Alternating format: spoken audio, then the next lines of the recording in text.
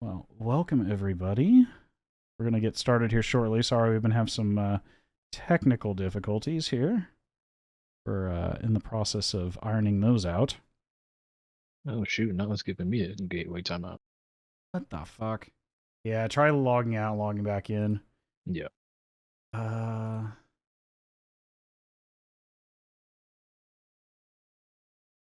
Okay, it did just come back up. Okay.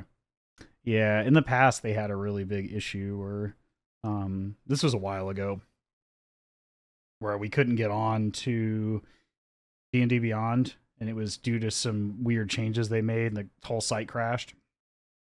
So my other campaign, I saved everybody's character sheets at the time, so periodically I go through and like save PDFs of their character sheets.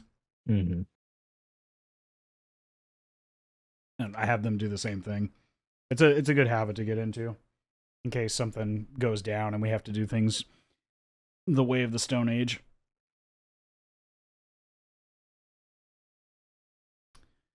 But if everybody's ready, we'll go ahead and get started here with episode 27 of Epics of Irindal.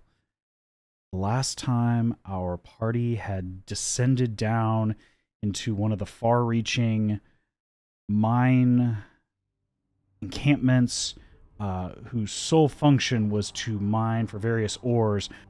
As our party descended through these tunnels, you seem to realize that they weren't so much tunnels as they were just the abscess of large deceased creatures. And this area was also heavily infused with large pockets of rock salt below the earth, creating a very dry, arid environment as you descended down until finally opening up into this much larger dig site, encountering a group of miners that risk life and limb in these dangerous tunnels out in the dunes in order to reap the reward of these powerful arcane crystals buried below the earth. After some unsuccessful discussions with the leader of this mining encampment, you broke off in search of a gentleman named Carl, who had disappeared recently, who assumed, based on the description given to you by Gamil, your dragonborn comrade, the former defunct commander of the Silver Talons, accompanying you on this endeavor, and the description you got from the thief, bandit, smuggler organization known as the Handymen in the city of Tafar, that this individual likely disappeared somewhere in this area. Not an absolute certainty that it was this mine tunnel, but given that the mining encampments in this area were extremely sparse, the likelihood was high that if this individual was still out in the desert somewhere, potentially captured, enthralled, or taken over by these strange creatures you now know as intellect devourers, was likely in one of these mines, or this one specifically. As Dazes and Trash splintered off while Gamil and Floof remained to give up the airs of mining, you all realized after a fair bit of searching that you now came upon a strange individual, and as you turned the corner, you saw the telltale signs of the description you were given by the handyman of this individual known as Carl. But unfortunately, as you turned the corner, he noticed your presence and darted off as you gave chase to this individual, trying to find out what he knew and why he was immediately concerned by your presence. As he fled down numerous splintering tunnels, you came to a dead end where you nearly stopped this individual, but they managed to barrel through your sort of linebacker-like defense, Dazes, as they shattered this smoke vial in this abandoned dead-end tunnel before disappearing. And at first you were unsure how they had disappeared. Did they teleport? Did they find some other alternate hidden passage? And after a bit of searching, you realize that there was, in fact, an illusory wall that led to an entirely different part of this mine, or even in another part of the continent entirely. You are not quite sure. But as you step through, you found yourself in a completely different area, a humid, moist cavern that you suddenly, after just a quick peek, noticed that, in fact, there were loose intellect devourers and strangely zomboid, enthralled-like individuals working about in these tunnels. No signs of Carl, but nevertheless, you find yourself in a completely different location. Feeling certain that this was where you were intending to go, you headed back to gather Gamil and Floof and then snuck off back towards this hidden illusory wall. And that is where we find ourselves now, in these dank, moist caverns where the walls seem to have this either thick layer of slimy moisture across them, or just humid, far different than the environment that you just left that was arid and dry from all the rock salt in the walls. This is a complete 180.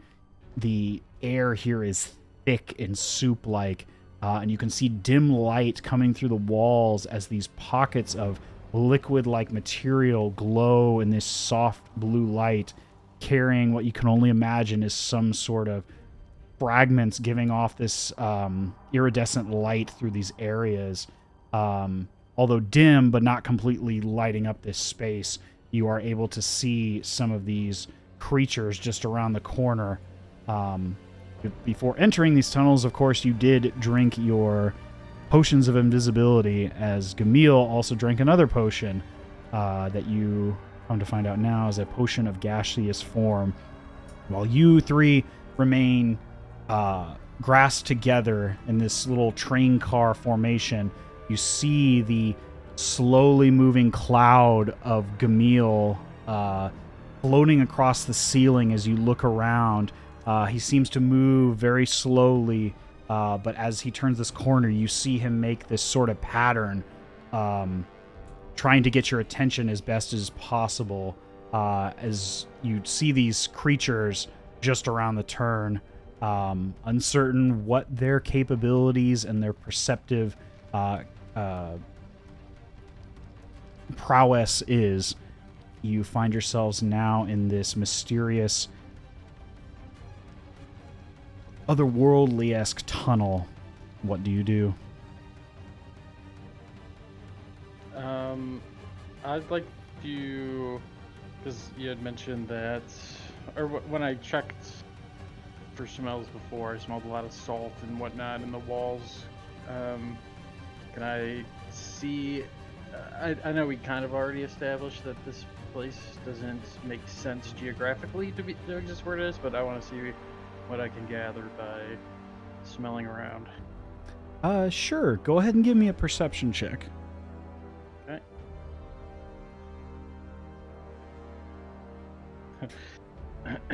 It's very moist. It's very humid by comparison to the area you just left, but you don't really pick up on anything just yet. You're not quite... Your senses haven't come to terms with where you are. You just know that it is very different from where you just came through. Okay. You see the gaseous form.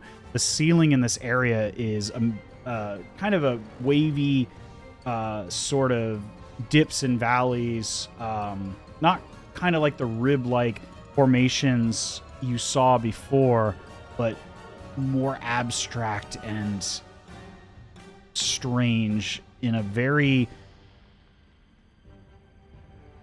not in the same sort of way in the tunnels that you left, the naturally forming tunnels, but these ones seem very aberrant, abstract, and of a completely different make. from what you've seen. They still seem somewhat natural, but you're uncertain why it's so humid here. Why everything seems to just be thick with moisture in this area. You see about 20, 25 foot up, this slowly circling, almost doing like a figure 8 on the ceiling, the form of Gamil and this gaseous cloud, trying to stay high above the line of sight of these creatures, but he is signaling that there are potential threats ahead. And as you turn this corner, you can see there's a number of those four-legged brain creatures, and then a very modest, dirty-looking human woman that is gathering up various chunks of minerals in the walls and scraping up. And those of you with dark vision, you can see at the far end there are what looks to be some sort of humanoid remains at the far end of this this initial passage into these tunnels. But at this distance, all you can really see is a mixture of bones, and you can't really even smell anything at this distance with all this moisture. Everything seems to be in some distance of, or some stage of decay in this area. That's what you gather from your perception check. Okay. How much invisibility time do we have left, would you say? I would say after taking this in your initial, you probably have pretty close to a full hour remaining. The potions last an hour. I would say you've only been in here for a minute or two as you kind of gain your bearings and look around initially. But if you'd like to proceed forward, I will need a stealth check from everyone. So, before we do that, obviously what I'm wearing is invisible as well. If I pick up a stone, for example, I'm just trying to understand, does that turn invisible or no? Yes, if it's in your possession. If you cast a spell or you make an attack roll, you will lose your invisibility. All right. Just so you know. But anything that's on your person is considered invisible, like your clothing, your weapons, everything that is on you. So if you were to pick up a rock, then yes, as long as it was within your possession on your person, it'd be the same as something in your pack, so it would become invisible as well. All right, so obviously I've encountered, or we've at least in some way come across these devourers and see them as a threat. What I want to do, and I'm not going to say anything to anyone else, so sorry, is pick up a tiny pebble and just kind of throw it as like past or far, or just somewhere as far as I can. I'm not trying to hit a mind devourer. I just want to get an idea of how timid they are, or how responsive they are to like a noise, or if they're gonna like attack. It's like a Hitman 47 situation, maybe. Sure.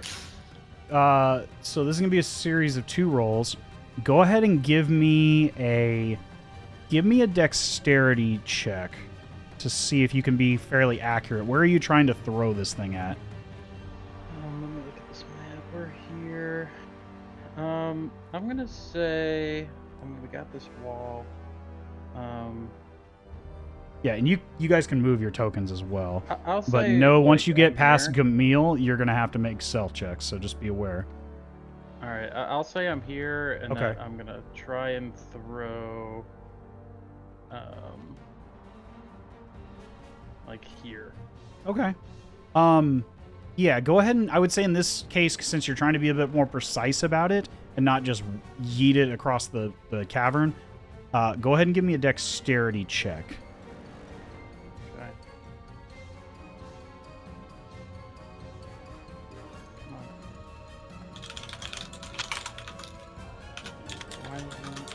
Here, it's this +2. Sorry, my thing's actually bugging out now too.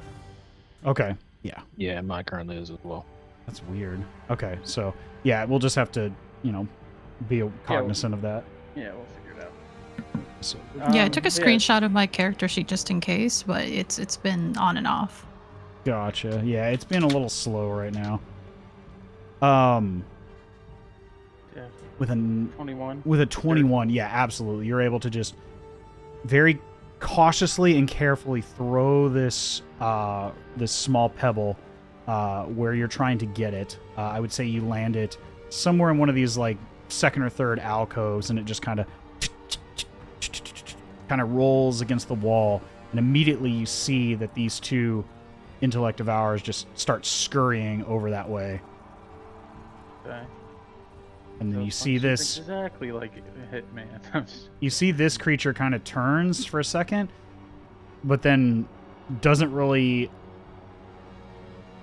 take full gauge of what was happening. They don't seem to be really all there. They seem to be in like their cadence is like this lumbering, even though this is like a younger human woman, probably in her mid-20s. She seems to be just kind of going through the motions, like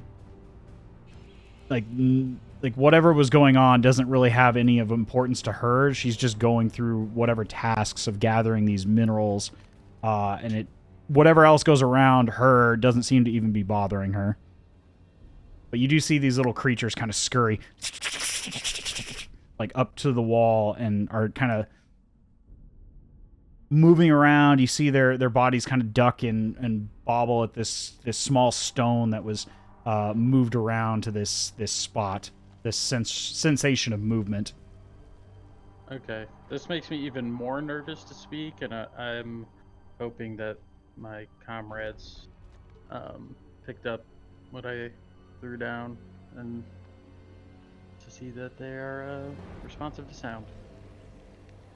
Okay. Seeing that stone move and just kind of the movement, you watch as Gamil, this cloud above you that was once doing these figure eights on the ceiling, slowly begins to move, trying to stay with the natural movement of any sort of airflow through this space.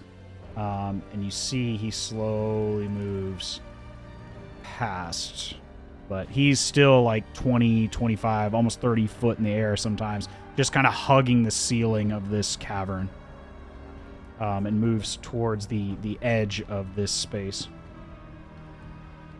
Have the mind of ours lost interest in the sound? Like, how quickly did they get over? This is all going on in about like a couple second period. Okay. At this point, while that stone, like maybe a few seconds after, is when you see that cloud begin to move. Okay. So at this point, it's only been about 5 seconds. So you get the understanding from this distance, seeing these creatures in this dim light, if ever there would be a time while they're distracted and concerned, now would be it.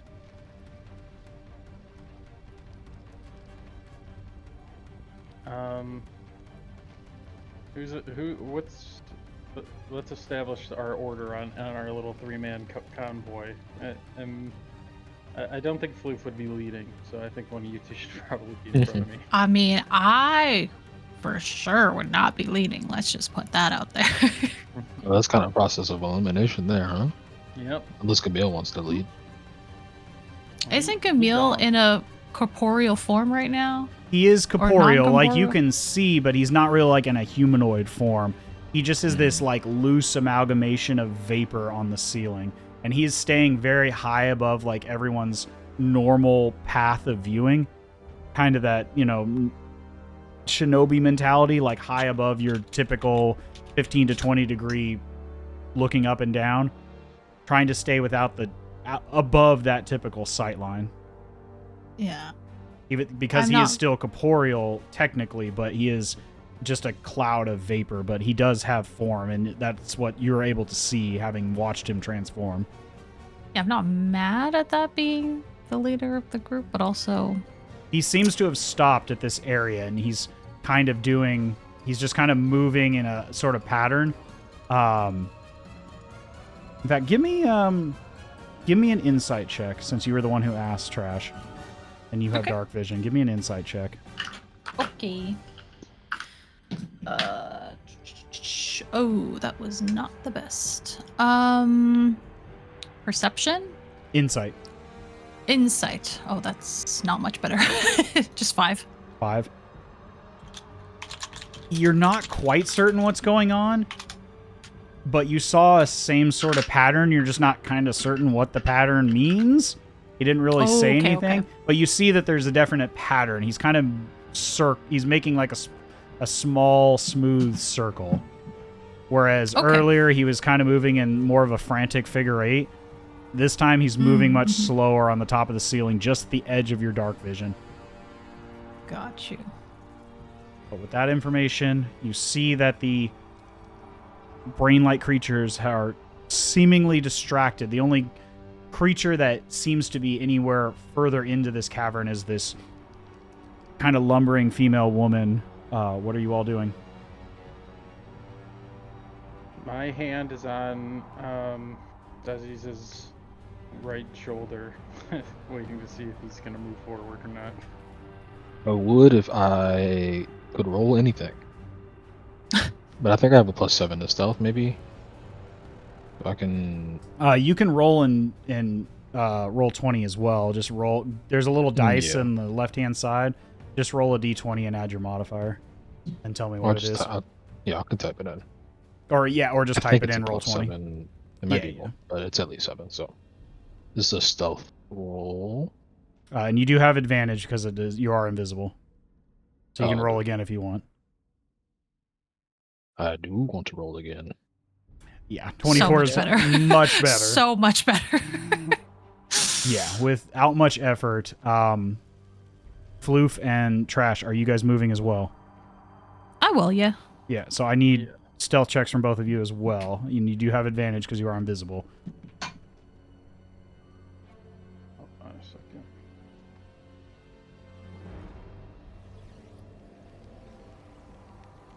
Yeah, apologies everyone at home. We're having some technical difficulties with our usual systems that allow us to roll automatically.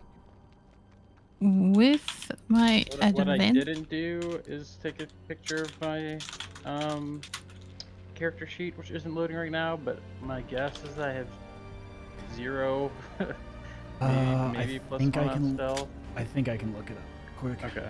Let me pull it up.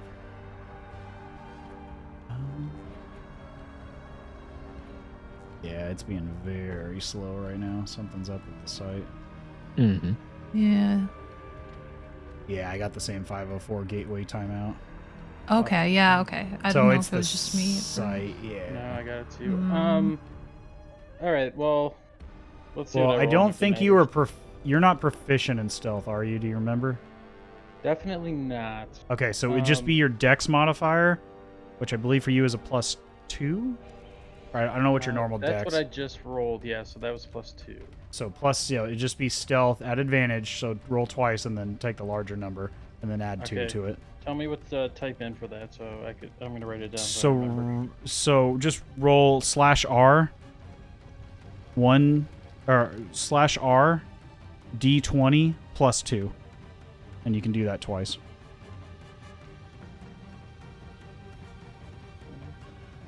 Do I need a space after /R? Yeah, space 1d20, I'm sorry. Oh, that's there you go. +2. But, so yeah, it'd be a 12 on that one. So go ahead and do that one more time. Yeah, that's better. And then what did you roll, Trash?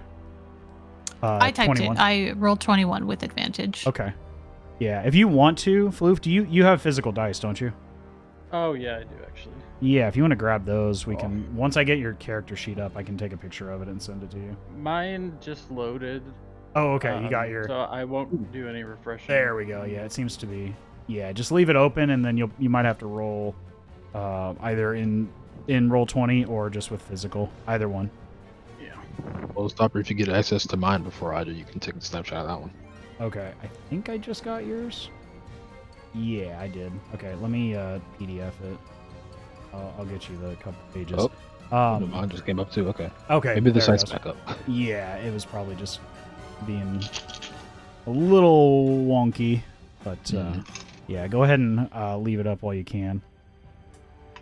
Take a bunch of screenshots. Right. You should be able to just move through the general pages as long as you don't go off of that URL. Yeah. But anyway, we back. with those stealth rolls, you carefully following the path and the signals given to you by Gamil hovering above the ceiling, you're able to move past these creatures. And this, as you get closer to these creatures, you can see that they're skittering about, just like, just looking around, and, you know, scraping themselves against the rocks, against this pebble. And as you get closer to this woman, you can see that she just has this, like, glazed look in her eyes. Like, her eyes are, her pupils are just glazed over and almost white and milky, as she just seems to be moving through the motions, or going through the motions as she moves some of these minerals to a small bucket container, multiple of these containers, kind of gathering these various mineral deposits scraped off the rocks by, you can only imagine, some sort of machine or some sort of implement. Would it take a perception check to deduce that this lady's mind has been devoured? Or is that kind of implied? You're not... You can give me an Arcana check, if you'd like, since you do have magical capabilities. Go ahead and give me an Arcana check. There it is. The side, it does seem to be working. I wanted to try. Yeah. So with a 16, you don't get the same sort of vibe that this individual has had their intellect devoured. Okay. But there is definitely some sort of... let me look real quick. I forget what school of magic this is.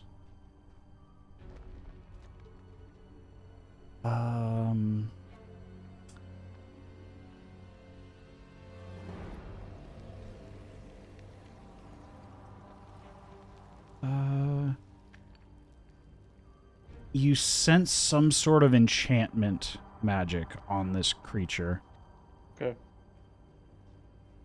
Not the same sort. You remember the creatures that you've dealt with thus far that have had their intellects devoured. They are more a puppet at that point, but they have the air and cadence of a normal human being, or a normal humanoid, I should say. Okay.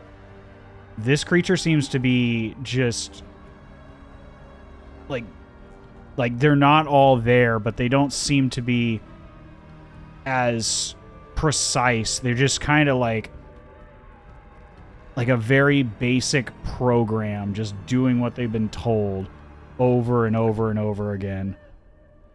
And Fair anything enough. beyond that, yeah, very, like, something is going on with them. Okay.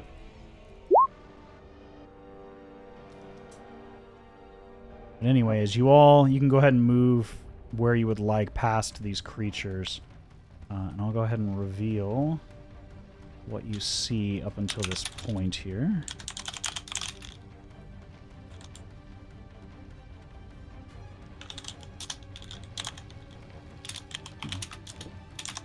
Ah, that one. Can we go up here, or is this just wall? That is a dead end where you see those bones. Okay. You can see at this distance now, there is just scraps of bone and bits of hanging flesh on some of these dead creatures that are over there. A mixture of human, potentially some sort of elvish lineage to some of these creatures, as well as perhaps some orcish descent. But this is what you see as you come around and crest this corner. There are two paths, one going further down, and you see one of those, again, another one of these intellect devourers kind of skittering back and forth through the path. You hear movement in both directions. But from where you stand now, you're not 100% certain. You hear a larger amount of movement going towards the path where the intellect devourer is, but there is softer noises coming from the path going to the left. So there is noise going in both directions, but there's far more of it in the path to the right, towards the intellect devourer. Okay.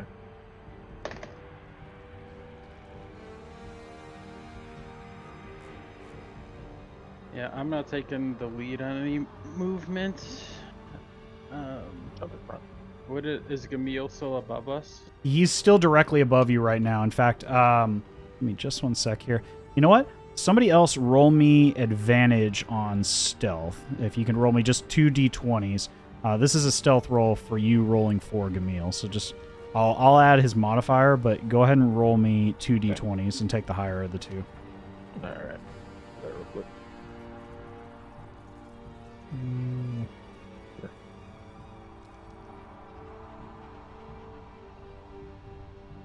Okay. Yeah, that's quite good. You watch as the cloud-like shape of your companion Gamil kind of stops here for a moment at the impasse, or the fork in this path, and you see he comes this way and then is slowly making that figure 8 movement again, and then you see him float high as he can up here, almost 35 feet to the top of this cavern.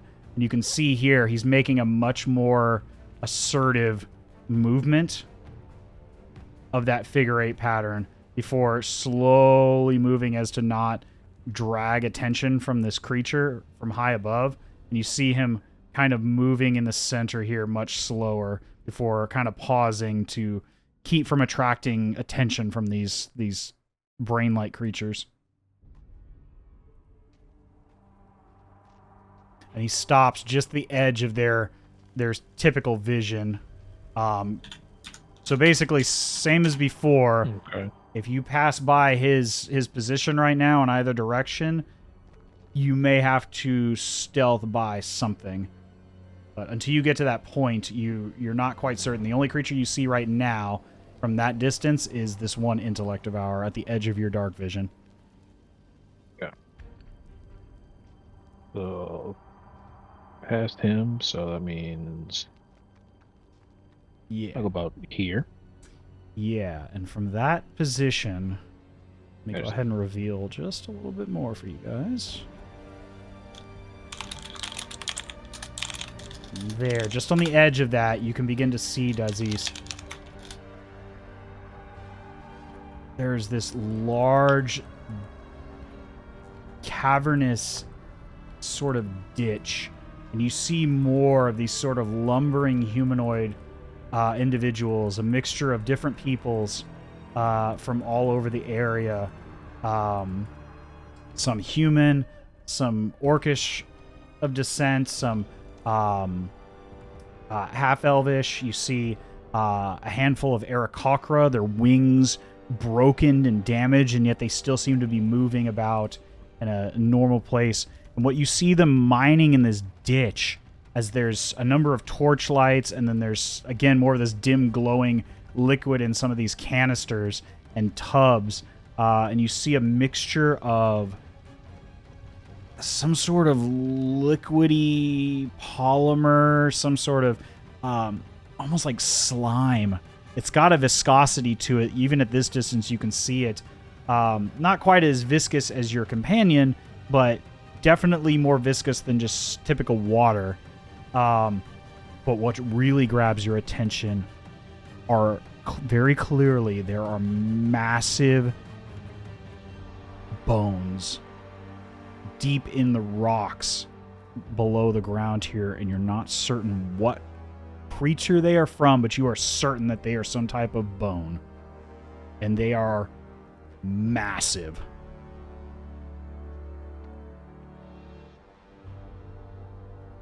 Like, well beyond gargantuan in size. Are they getting the polymer from the bone, or is it separate? Give me a perception check. Okay.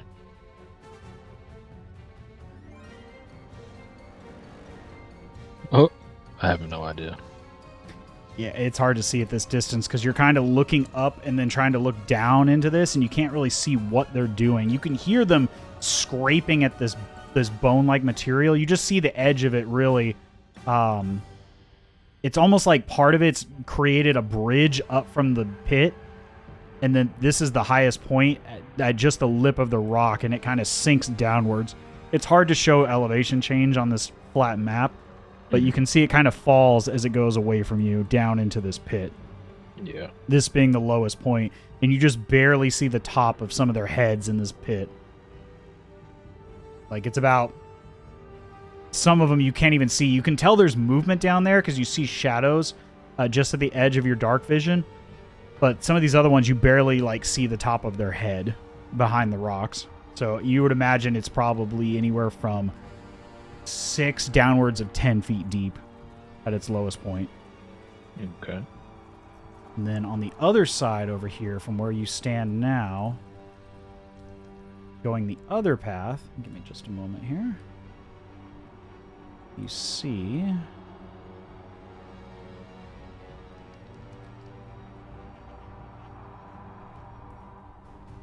more of this soft glow from this sort of liquid, and you feel that humidity coming off of it. There's like some sort of like heat from this liquid, like not uncomfortably hot, but humid. Like there's a warmth to it, and it's like uncomfortable warmth. Like you're in sort of like, not quite as intense as a hot spring, but it's definitely not a cool liquid that you see these pools of this soft blue glow. And you can see at this distance here in some of these pools, there's like scraps of like organic material, and you're not quite certain what it is. It's like this grayish, almost flesh-like scraps that are just kind of floating through this gentle current that's pulling this somewhat more viscous than water liquid. And it's got that same sort of soft blue glow that Lunarium has to it. And as you can see from this distance, there's little flecks of mineral in this liquid, and you imagine at this distance, just looking at it, that there's probably Lunarium in whatever this liquid is, kind of, you know, as a kind of suspended in this viscous fluid. And that's what's giving off that bioluminescent glow in this cavern. Interesting.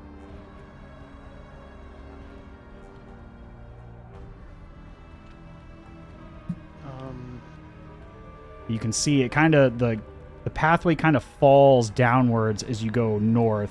And the same way it's kind of falls downward and then kind of levels off behind this massive creature bone that goes into this pit.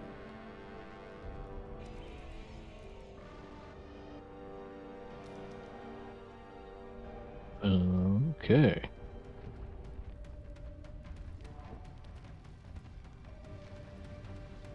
Is Gamil like gesturing in either particular direction at this point? Right now, you see as you look directly up, he's pretty much on the ceiling, like right above your head. You saw, in fact, give me an insight check, if you would.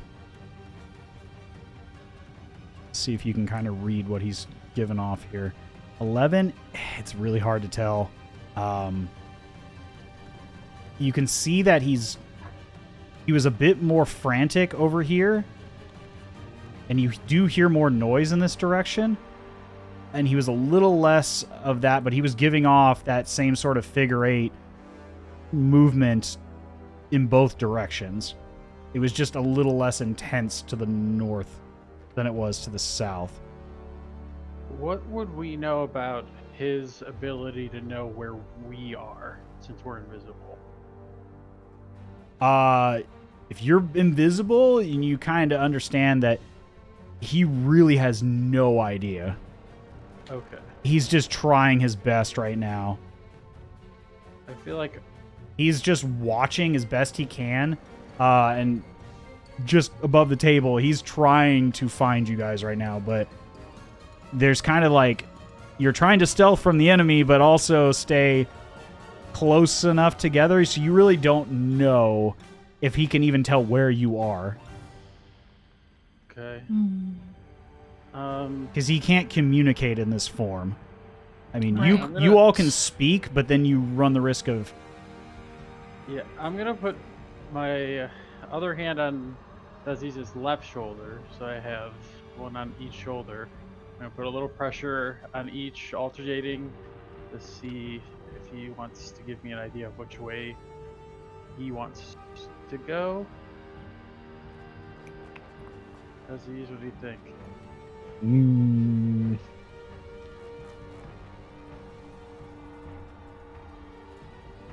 I mean, I'm leaning slightly north right now. Just Okay. because visibility-wise, there's less individuals to detect our movement. All right. I'm gonna pick up another small pebble and throw it down that part, as it means to gather the attention of anybody, but also to give me a little signal of where we're going, kinda. Yeah. So we'll say I throw it against like this wall here. Okay. You see down this hallway, in contrast to the intellect devour to your right, you do see at this position here, there is a man in half-plate armor, what looks like some sort of guard, but he too has that sort of glazed over look in his eyes as he kind of stares, just blankly looking down this hallway. And as you throw that little pebble,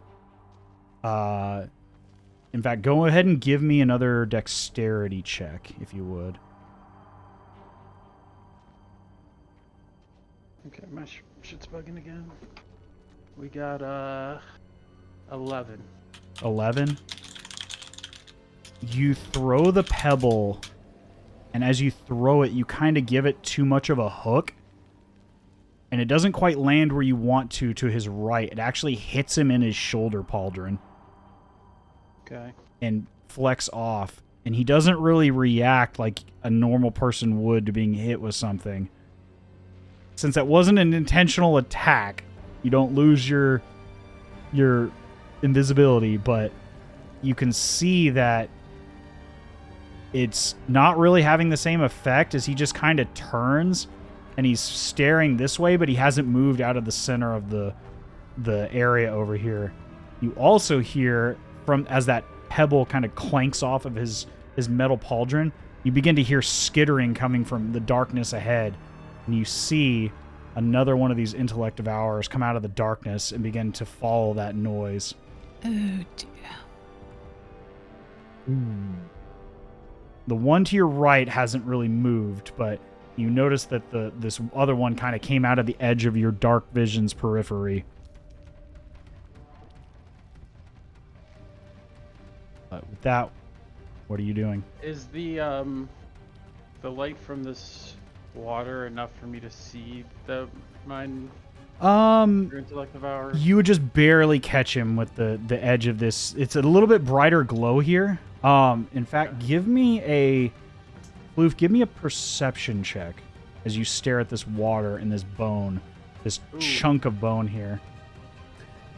With that nat 20. With that nat 20, you can see as you look at this bone, there are what looks like holes drilled into the bone. Like very clear circular holes drilled deep into this bone. And in these holes, you can slowly see, almost like sap, some sort of viscous fluid dripping out of these bones. And it has a subtle hint of that, like I'm saying a subtle hint, a more pronounced hint of that glowing bluish lunarium light. As you look at it, this is from this chunk of bone that's here directly north of you, next to the water. It is like partially submerged in this viscous, I keep saying water, this viscous fluid that you saw as you turn the corner. Okay. What strikes you as odd, this liquid with that nat 20,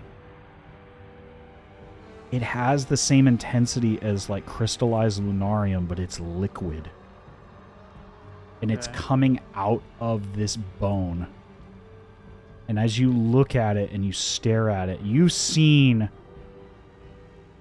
killed enough creatures in the wild to have, devour, to butchered them in the wild and, seen their bones and seen them cracked open. And that, and watched enough wolves and bears and things of that nature to know that there is a sort of delicacy to the inside of bone matter, to the marrow. This is like Lunarium inside where the bone marrow should be. But it's liquid. And as it drips out of these intentionally drilled holes, you can see that it's filtering into this more diluted liquid and being carried off in this gentle current below ground through, you can't see through some of these wall passages, but there's definitely movement of this liquid. Okay. It's like nothing you've ever seen. Every bit of Lunarium you've seen up until this point has always been some sort of crystallized material. This is the first time you've seen it in liquid form. Okay. Lunarium is creature plasma.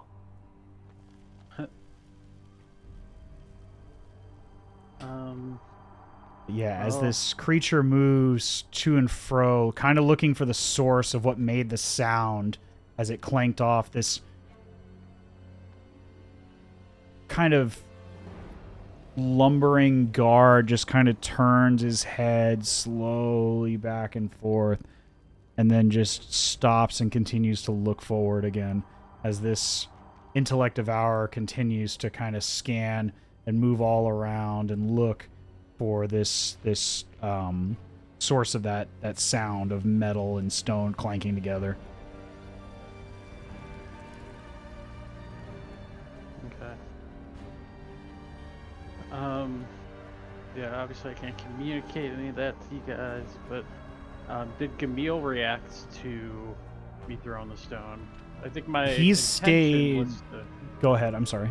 was to kind of guide us that way. Obviously, that was before the other intellect devourer scurried out from Sure. the thing, but You can see. In fact, go ahead and give me 2d20 rolls and take the higher of the two. Not me this time. My rolls are booty. I haven't been rolling the best, but I can. I'm but- coming off a natural 20, so that my luck has been used already. Okay, well, let me grab a new set of dice at least. Dice deal for you. Dice deal. While this is going on, you guys can't hear me stepping on my treadmill, can you?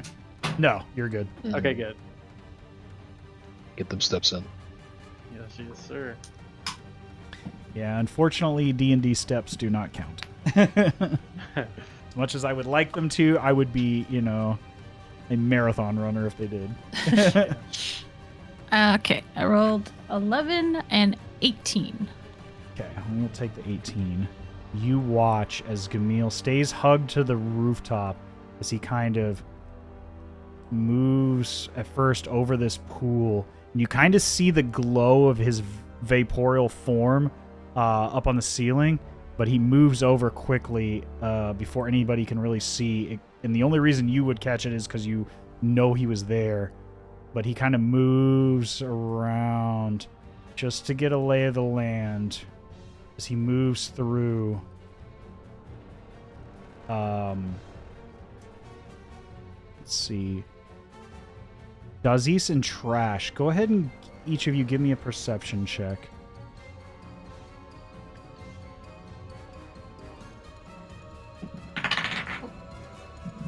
Lost dice.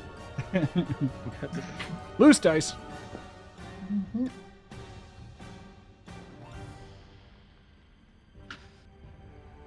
One moment.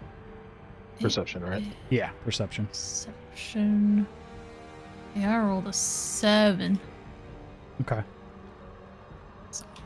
Trash, you lose track of his vaporeal form. Dazes, you manage to just barely clock him as he edges to the far end of your dark vision's periphery. And you see a slow-moving circle. A slow-moving circle. Here. And with that and Floof, your perception from earlier as you're kind of following this situation and being more cognizant, you get the feeling that he's trying to kind of make a doorway, kind of charades a doorway is what you imagine in this area, trying his best to not attract these creatures between the two of you, but trying to get your attention as much as he can.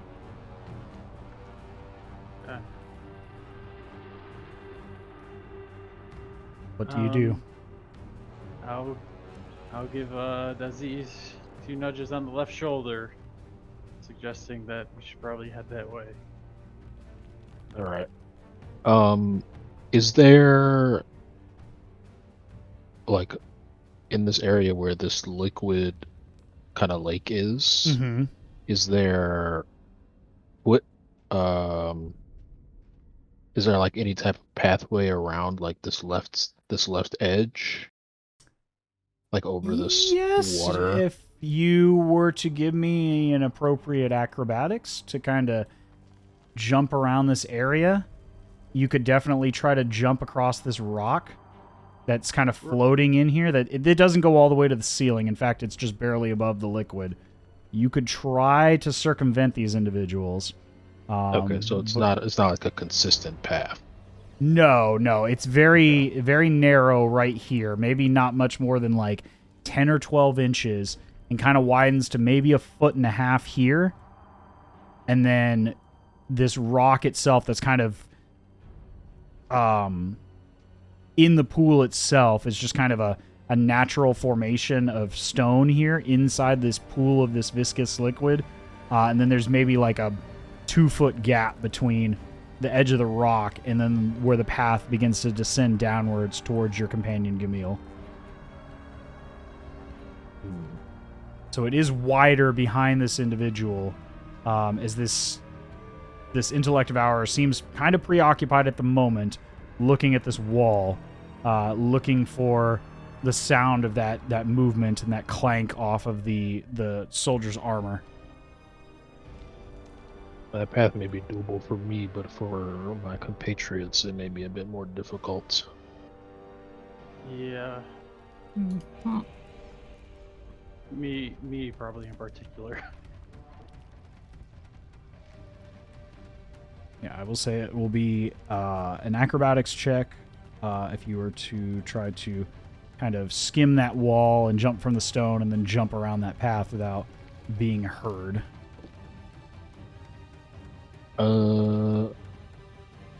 Yeah, okay, if we opt for the safer, more direct option. You can certainly So, do that. I think if we get to this part, I think I might kind of stop you, and then I might try to. Well, is that where you were going? Is here? Yeah, For I the was most part, I'll follow considering the stopping there and maybe I I might don't know, throw another pebble from additional there. distraction. Yeah, okay, get the same. Okay, so we're on the same page. I don't know where you're going, but That's good. Yeah. Okay, so who's doing what first? I Go ahead. am going to. I'm guessing Trash and Panda have also moved right next to us. Yeah. I Maybe just closer to the trying to water, move it. hopefully. I might even try to guide them to that part or that side of me. But this time I want to throw a pebble like here. Okay. Go ahead and give me another dex check to see if you can get it in the position where you want it. Not super high, because you have a pretty open space here compared to before. Okay.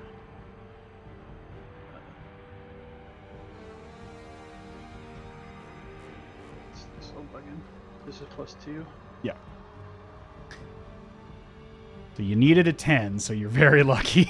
Okay. It wasn't a high DC, but you needed a 10. So you throw it over here, and again, you all hear this sort of as this stone falls over here, and you watch immediately as this intellect devour just starts to scurry over in that direction, followed by this other one now as it draws its attention in its periphery. And you watch the two of them are just dead set on this whatever caused this sound or this movement in this area. Can I get a stealth check from everybody as the one passes by you? You do still have advantage.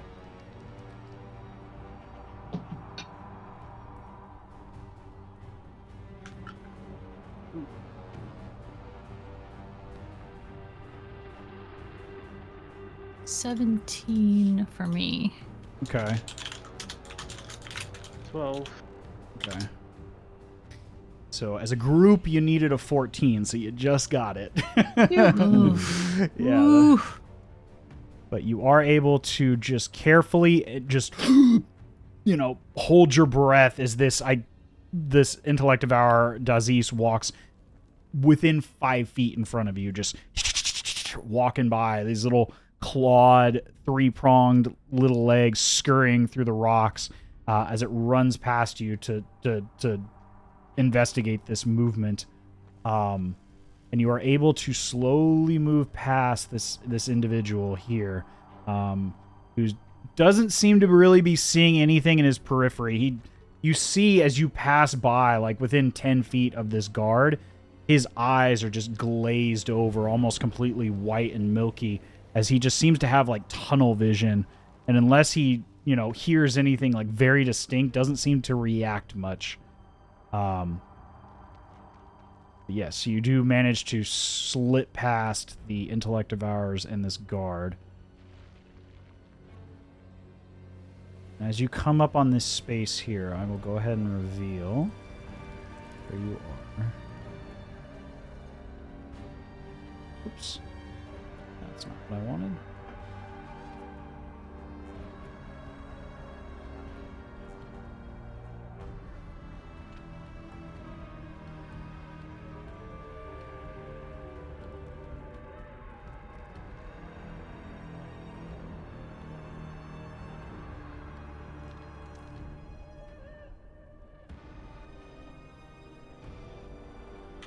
You can see now you walk into this large cavern and it dips down, and there's another rocky outcropping in the center. You see another one of these slowly lumbering individuals, and they're reaching in with wooden cups and pails into this viscous liquid that's bubbling up in one of these barrels, and moving into smaller containers, these glass containers, and sealing them as they fill them up in the center of this space. All around the edges of this space, you see more of the corpses and bones. These ones a bit more fresh, but some in various states of decay, various creatures from all over. You see the rotting corpse of this tabaxi man, the fur just stripped off and beginning to flake off in places, flesh falling from bone as it looks gaunt against the face. You're not certain. You don't see any like real intense wounds. It just looks like these individuals have just really, the only time you've really seen this sort of decay of a body is in a situation where individuals are just, you gather, I think of any of you Dazes, you might recognize this sort of ailment and what caused this death. These individuals look like they were just worked to death. Like the bodies look like they just have nothing remaining. There is no fat. They are very gaunt. You see rib cages, even on the less decaying bodies. You see that like the skin is taut and the muscles have begun to diminish, as if they were just malnourished and just finally collapsed from lack of nutrition and energy, as if they were just worked like beasts of burden before they finally collapsed and then passed away, and then were just thrown in heaps in these corners. Savage. And you can see a lot of these individuals look very gaunt and malnourished, as if they're being treated like expendable machines.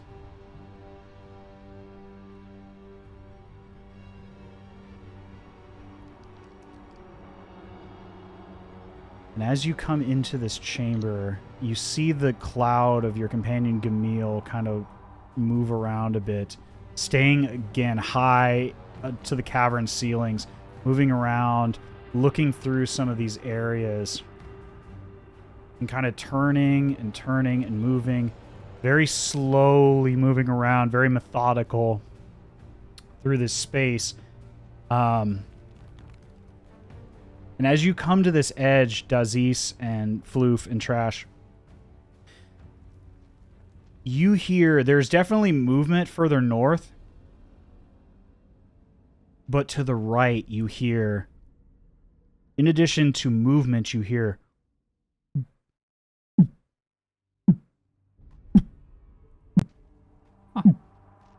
like this weird, strange, organic pumping sound.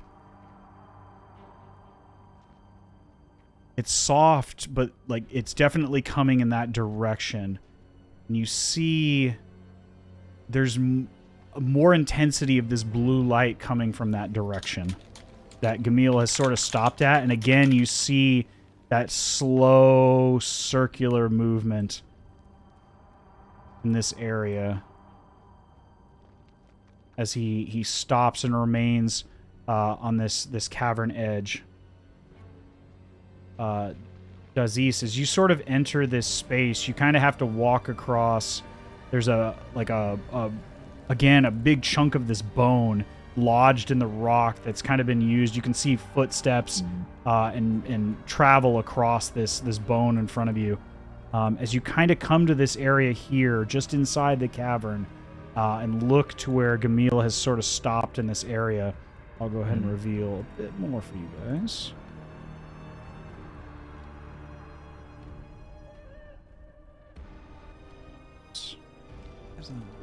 Hold on. That's a reveal, not conceal.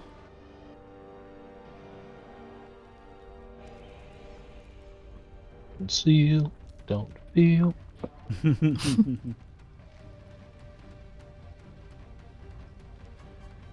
You see there's another intellect devour stationed there, and there is another path going due north and another going due south. You see a softer light from the southern edge, and on the northern edge you just barely begin to see out of the edge, just at a sharp enough angle. There seems to be worked stone steps going north. Snap, we found the layers. What are you all doing? I guess I'll reveal a little bit of this space as well, since your location is there. You can kind of see on this other. Are we like a little here, like further up here, I guess, so we are able to see? Yeah, I would say you see another one of these large chunks of bone jetting out of the rocks in this area. Yeah, from that position you can definitely see there are, in that position at the edge of your dark vision, you can just barely pick up on, whoops, another group of workers in this space here, kind of digging out more of this bone. You see in their hands, they've got these hand crank drills, and they're almost like they're tapping into some of these exposed bones. You see some of these older ones are very grayed and don't have a lot of what look like fresh vitality to them. Floof, you would kind of recognize bones that have been chewed through by wolves and their bone marrow stripped out by these creatures have like more of a gray, decayed look to them, whereas like bones that still have some sort of sustenance in them have a more vibrant appearance, a more like polished white or yellowish hue to them. And you see the ones that they're drilling into are more of that vibrant color. And as they drill into them and kind of create these grooves through the bones, you can see they're leaking down into this passage of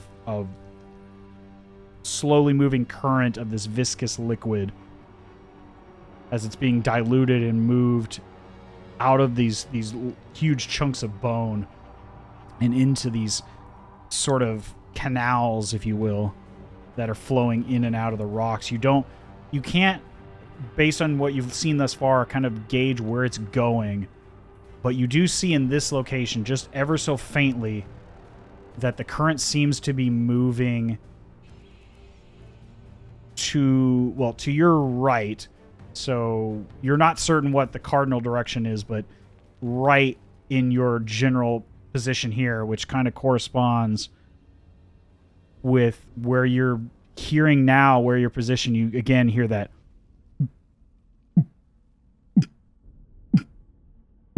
Would I be able to tell which way that's coming from? Yeah, you can tell it's coming from that direction towards that intellect devourer that's standing in the hallway. You get an understanding it's probably coming from the northern passage. Okay. With the stronger light coming from it.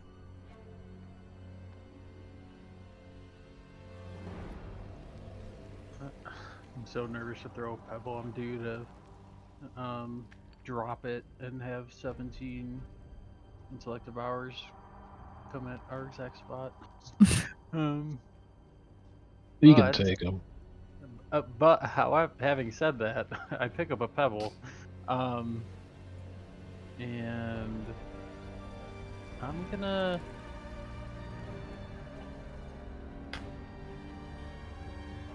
So I wanted to go away from us a little bit, but also curious on the responsiveness of this liquid, this apparent liquid Lunarium. I'm gonna try and throw it into this water. Okay. Fluid. It's gonna be a little bit of a higher DC just because of the range. Okay. If you're willing to sacrifice the fact that you're just trying to throw it as far as you can, you're kind of at the edge of your throwing ability here. So, Okay. If you're willing to accept a higher DC, I will let you use your strength modifier in lieu of your dex mod. Strength is better. But it'll be slightly higher of a DC as well. It's your choice. Maybe Floof is happy with what he's done so far and isn't gonna recklessly launch this into it. Okay. I'll actually throw it maybe like here. Okay. This area with dex instead of strength. Okay. Go ahead and give me a dex check then. This is +2. Yep. Wait, D20. Oh, shit. Let's go. I should have fucking thrown it in the water. You throw it, and with precision, you not only do you throw it in this area, but you kind of manage to catch this wall here, and the pebble skitters into this open space below, and you watch as this intellect devourer just immediately just skitters off into this other chamber with this soft light below you and vanishes from your initial sight here. You watch as Gamil slowly floats up and floats in this direction here, kind of observing just ever so slightly. And you see again at the height of this cavern, in this location is about 15 feet in the air. You watch him making like a very fast figure eight in front of this lower passage as it then stops and he turns and you see him look in this area and pause for about 5 or 6 seconds, and you're uncertain what's going on before he again makes a faster circle in that area going north. What do you do?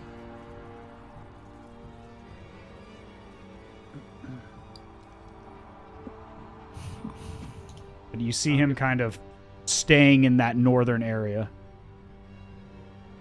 I'll give Dazes 2 go-ahead taps on the shoulder. Alright, we sneaking. Okay. Go ahead and give me one more stealth check, guys. Ooh, okay. Oh man, I'm on fire. This is like... Oh, ignore that second one. The second one isn't real. Oh wait, no, it was. It just was weird on my screen. That is a +5 though. I don't know what. Right, so... It bugged out. It was a 19, I swear. Right, no, we'll take the first one, because you're at advantage anyway, so you take the higher of the two. Oh, yeah. So we're just waiting on... With advantage, I'm 19. 19, okay. Much. Much better rolls there. Yeah, you guys are well above 20 on the average, so...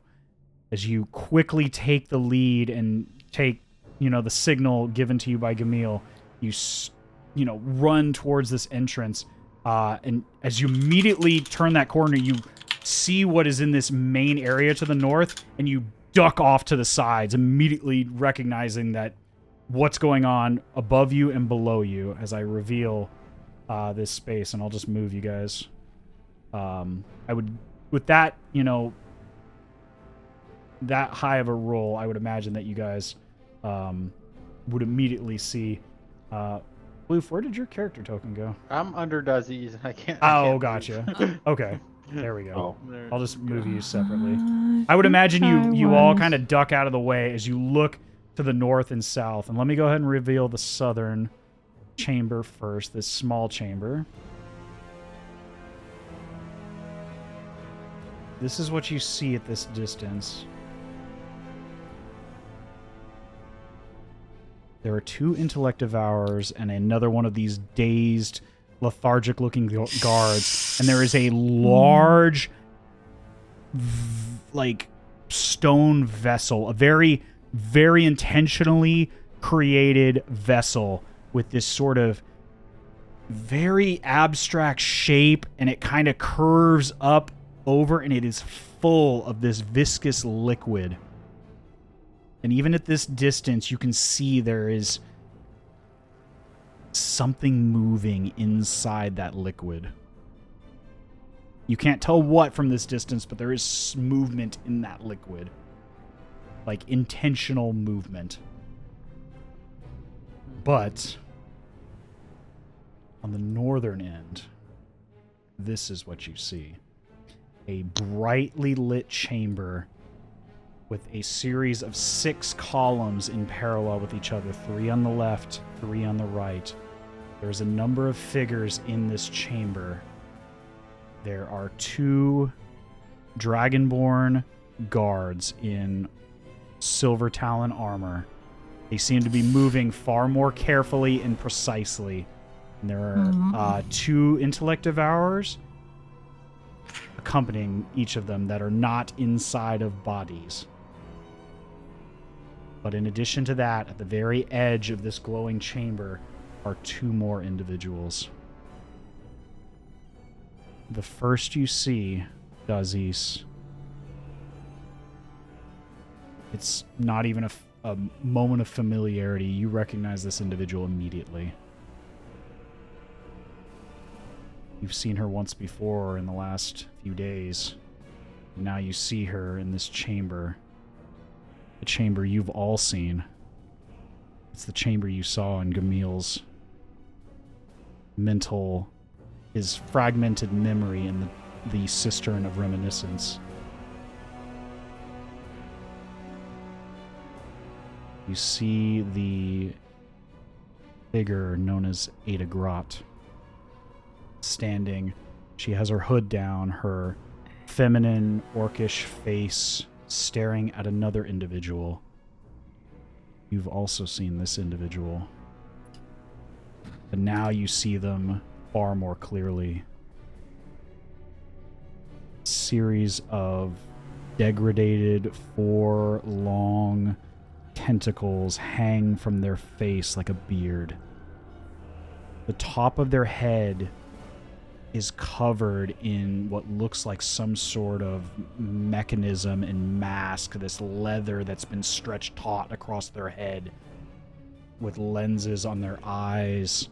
They're in this partially taut robe, like leather top vestment and long robes that hang down to the ground, covering what you can only imagine is some sort of leg-like appendages as they hang down to the ground but surround, so you can't really see their feet or their legs or their torso, as they are working on this sort of crustacean-like device, pulling levers and moving this sort of organic-looking mechanism as they reach in with these 3-pronged talon-like hands into this organic machine as they pull various like tendon-looking levers back and forth.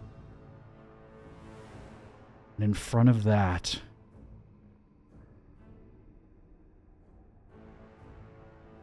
Dazes and Floof, you've both seen what a beast-like skeleton looks like.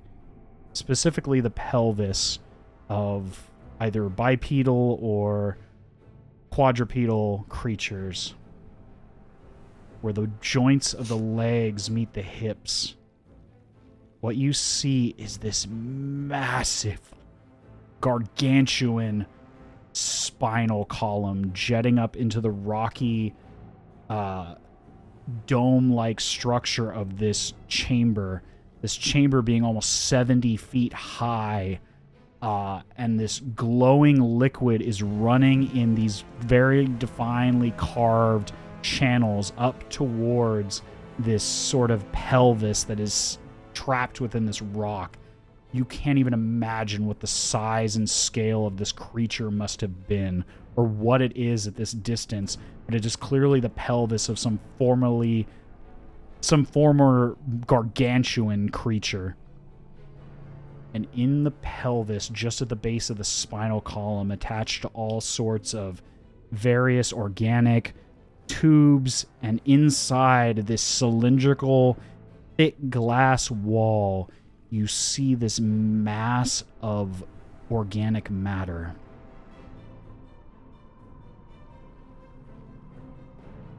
Its veiny structure, very similar to the intellect devourers, this orb-like cranial gray matter, but far more massive.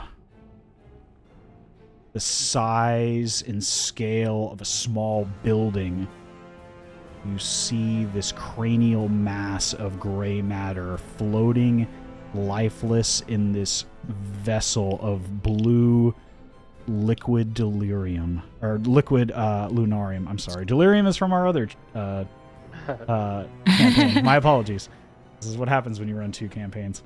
Liquid lunarium, as it drips down, all these sort of channels running to this pelvis-like creature's remains, these tentacle-like channels running into this vessel. And you see, at first it terrifies you, this creature, as you're like, what is this? What is that? You've never seen anything like it, this aberrant mass of cranial matter. But as you stare closer to it, you see that it has no life to it. It just floats, and you can see chunks of it are breaking off. Whatever's in this glass cylinder is decaying even in this liquid lunarium. Let me go ahead and show you what you all see. Oh my dear God. Okay. You recognize this chamber. It is the one you saw Gamil recount in his vision in the Cistern of Reminiscence. But what you didn't see in that angle was this massive, brain-like creature motionless in this glass cylinder at the base of this deceased creature's spine. You see the channels of all this liquid lunarium and this viscous sort of medium fluid channeling into this cylinder. And you hear very clearly now,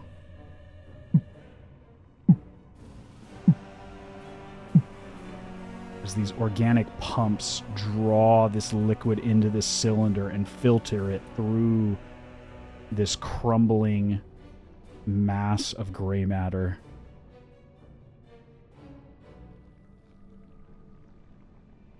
What do you all do? Question my existence? Yeah. That's one option.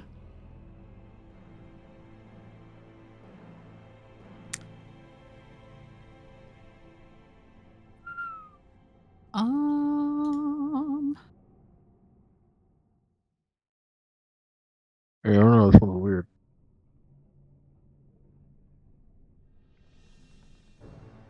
For all three of you, you've never seen anything like this before. Even ancient tales do not do justice to the sheer strange, unobserved creature that you look at here. Either the one at the controls or the seemingly deceased creature in this massive glass cylinder. It's like nothing you've ever seen in your lifetime. And I would imagine most anyone has ever seen in their lifetime. As this is happening, you watch this gaseous form of Gamil begin to slowly solidify in front of you, Dazes.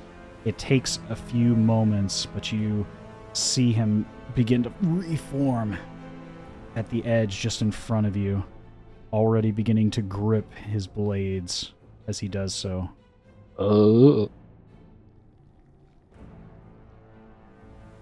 Shit. What are you all doing?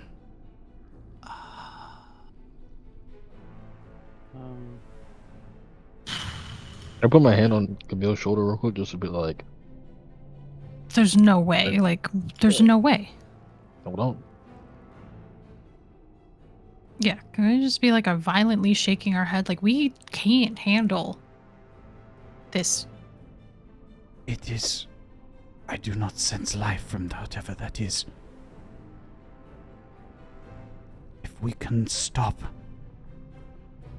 I would imagine that the two greatest threats are the ones at the controls. But I will default to the group's answer here. What do you want to do? Whatever they are planning, if that creature in the vial is allowed to live once more, whatever it is, it certainly cannot be good for this world.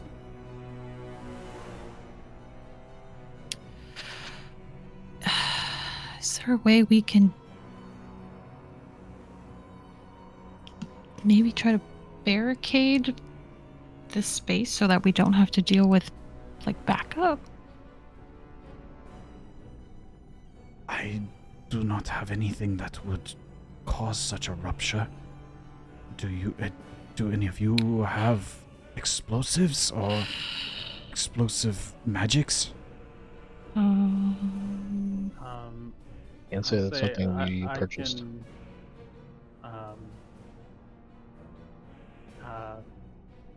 how would Floof say this? I can move Earth. Very well. If you have a means to shut this door behind us, that would certainly benefit us. To not be overrun from our flank. True. but That would trapped help. inside. You sure? Can you move the earth again after you move it first time?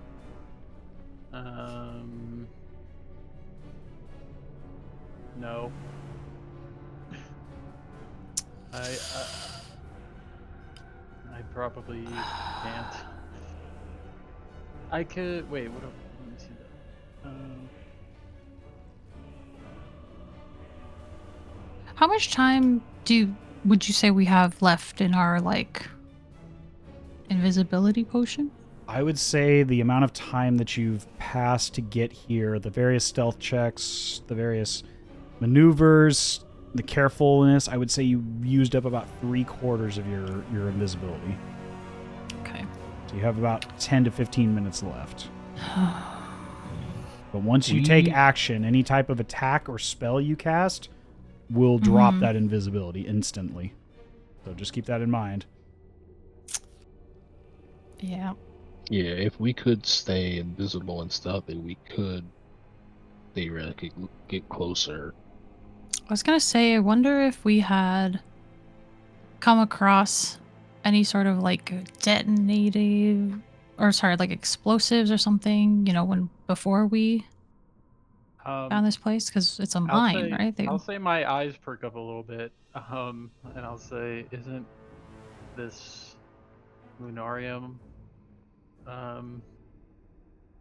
explosive?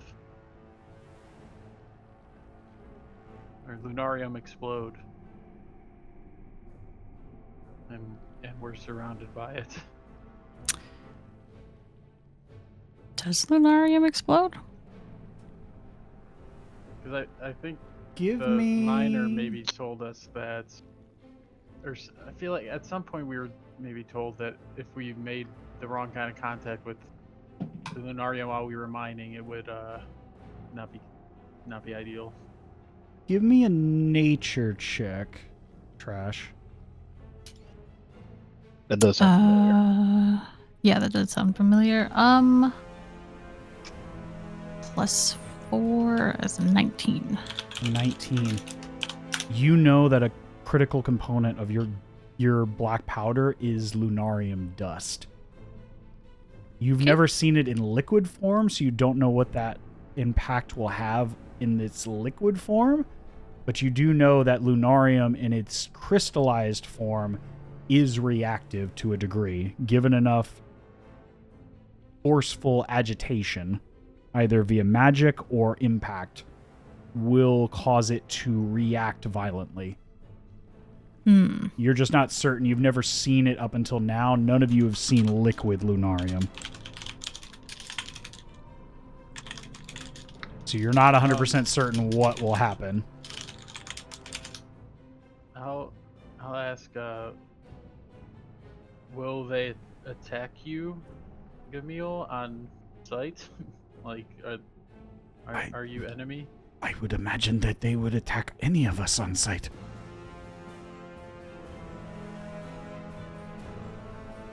I have been here before. They will know who I am, but I would imagine anyone that they are not familiar with, they will attack immediately.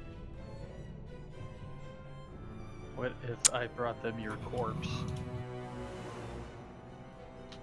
I am asking that legitimately. Maybe it'll make sense in a second. Are you trying to use me as a decoy? To get closer? I make you look dead. And bring body. I don't have an objection to it, but we would have to pass by multiple of these brain creatures and likely the controlled bodies of our former comrades. I do not know if they are aware of you as well. Maybe bad idea, but it is worth a try. But I do not bring know. Body, say I killed their enemy. Maybe they trust me.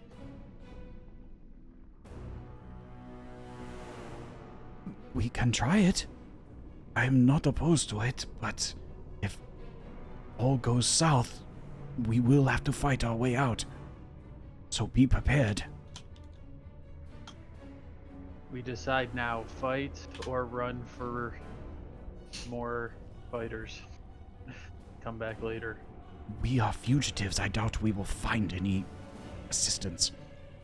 And I do not know if we will have much time with these potions to escape quite as easily as we arrived. That's true. Sounds like My- fight no matter what, then. I think we're fighting, but my only thing is I think we should find a way to bar the door so that they don't have reinforcements. We can try using some sort of, I don't know, like we can try lighting the lunarium and see if that'll cause a massive explosion. I don't know if we came across like any bombs when we were doing our intel that we could like run and try to grab it and bring it back here, but ultimately I think the best, and I do say this with massive air quotes,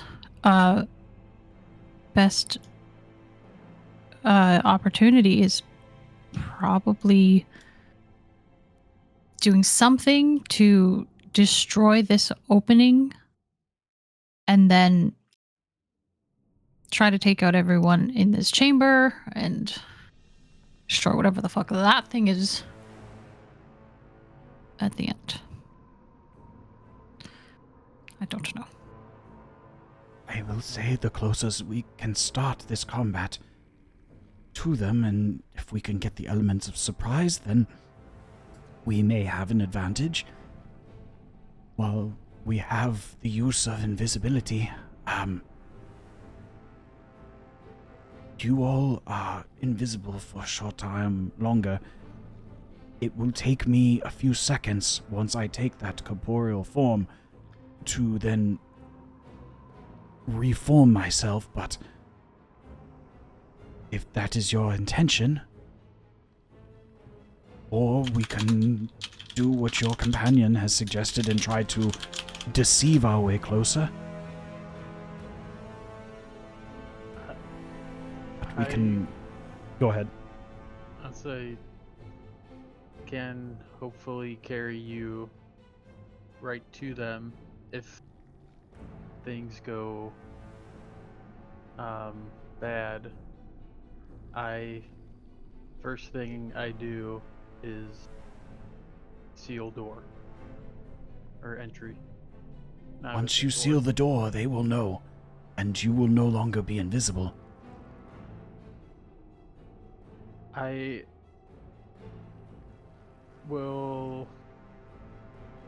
be carrying you to them anyway. I will be trying to gain their trust. Very well. Is this the decision of the group?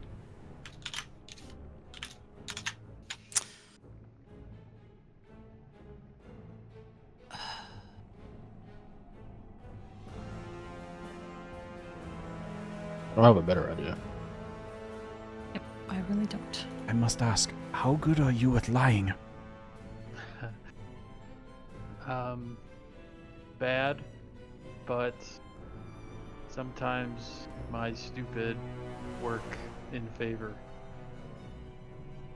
Well, if you don't have to play dumb and you can just, no offense, can default to natural... There's not a good way of saying it. There's not a good way of saying it. Anyway, if that is the plan, we should get in position now. Because the signal will be when the wall goes up. Okay. Okay. I'll say you two get inside. And I won't get to see where you go, but I'll wait a minute and then cast Feign Death onto Camille, giving up my invisibility. Or do I lose it? Or is it only attack? Or is it any... It's when kind you of- attack or cast a spell. Okay, then yes, knowing...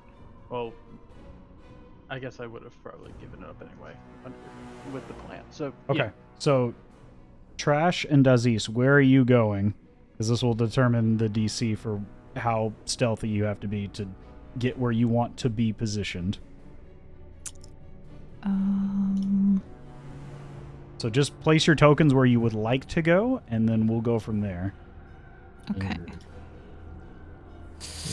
Well, I don't know. I mean, I feel like we should. Should we try like flanking so that we get a surprise flank bonus and then shiv and hopefully take a few out? Like, You can certainly try. All I'm saying is, depending on where you want to be, the DC will be higher, even with invisibility, because with invisibility, right, because, you're not seen, you know. but you can still be heard. And the closer you are to somebody, the easier it is for them to hear you. So just keep that in mind. You know, you can certainly do whatever you want. Just where you want to go will determine the DC, is what I'm letting you know. Okay. I would say maybe try to get within Walking movement distance so we can range, move there, maybe? Yeah. Okay. All right, so... So show me where you're trying to get to, and then we'll go from there. So just place your tokens where you would ideally like to be when this thing pops off.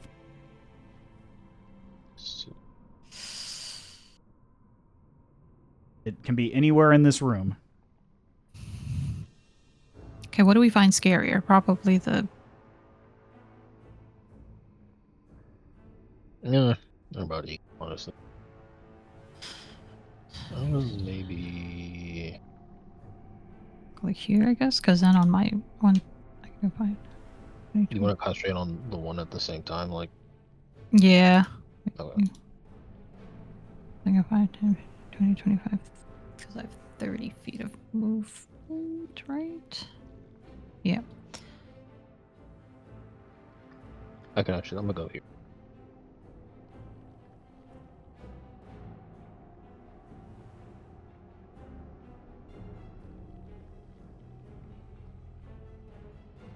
So that's where I'm at. Right there? Mm-hmm. Okay. All right. Yep. Not that it makes a difference, but yes. All right. So that will determine the DC. I need a stealth check from both of you. You still do have advantage for the time being. Oh, that was so good. That was so bad. So glad for advantage. Okay. Advantage is not. That's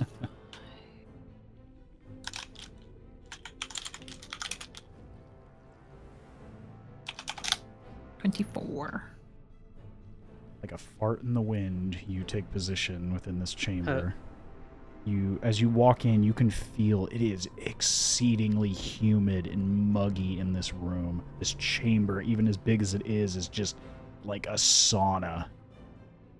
It's just everything has a layer of like liquid moisture on it that you can see now where you stand, the flowing liquid moving towards that cylindrical container that this brain matter is slowly crumbling in.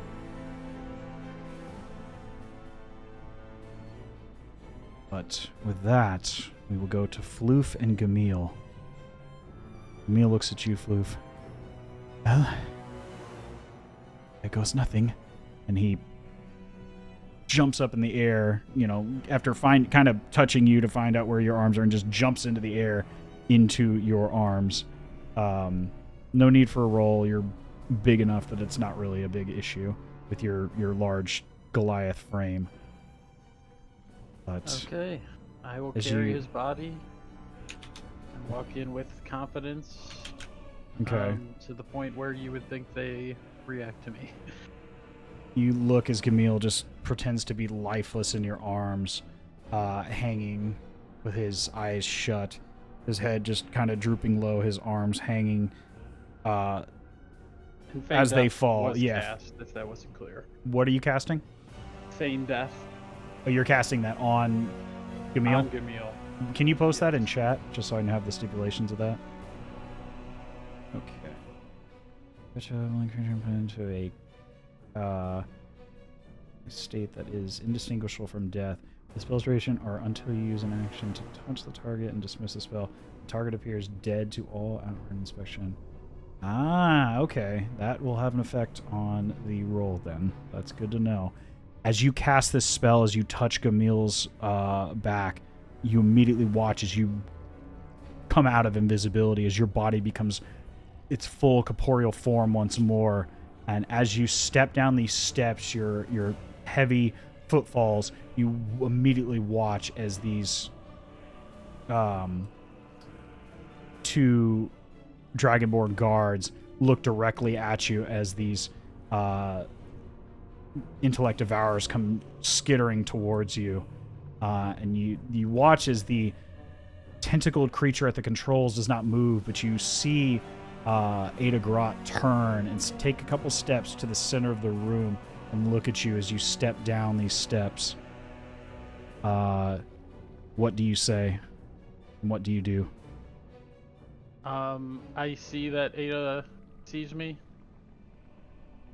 Yeah, you I'll can say see very clearly. It's well lit in here. I'll say stop them. You're referring to the creatures? Yes.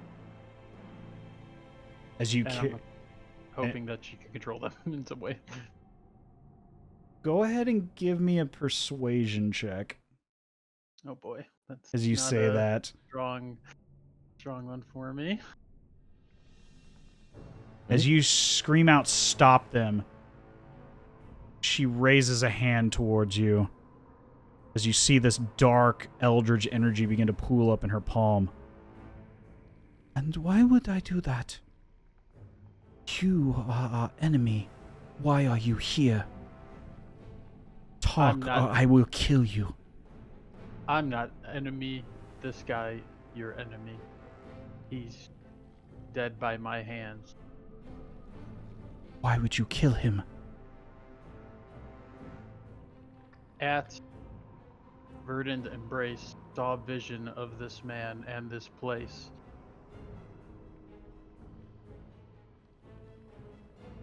Why do you want to be here? I need answers. Give me a deception check with advantage.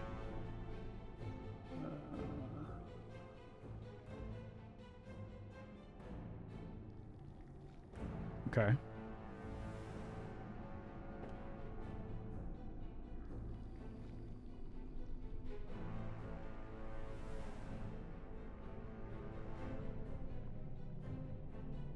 She still hasn't stopped raising her arm, and you still see that crackle of energy in the palm of her hand, this dark, pitch black energy.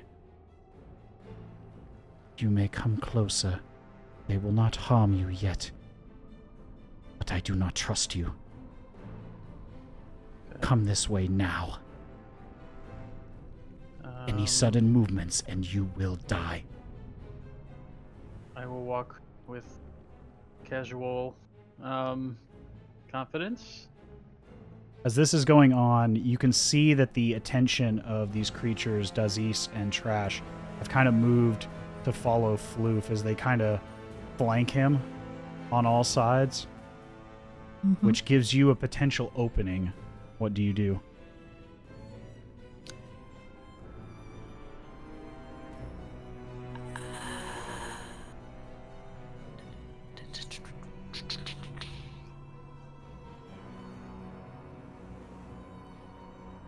I'm gonna go for it if you are.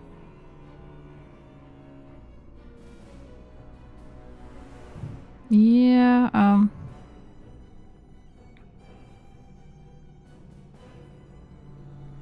Well, at Can the we very move least, here. yeah, and I'm going to move.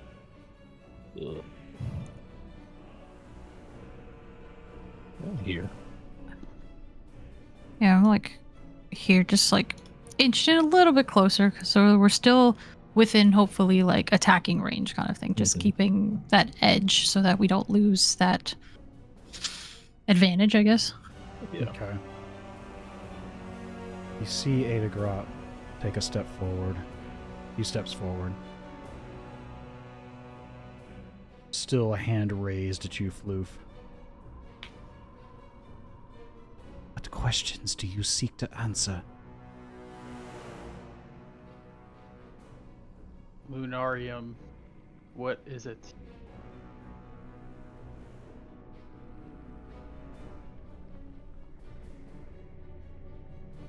It is power.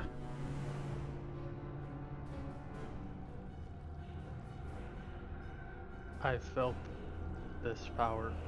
Thought evil, but felt beauty in it down here. It is the power of life itself.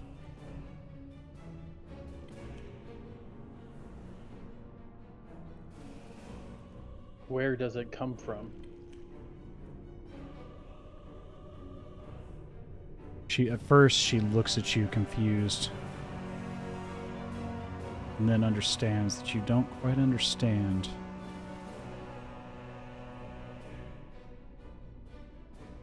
And she points at first with her free hand, the one that's not pointed at you, and points directly to her chest, before turning a finger and pointing at the guards, and then at the creatures, and then directly at you.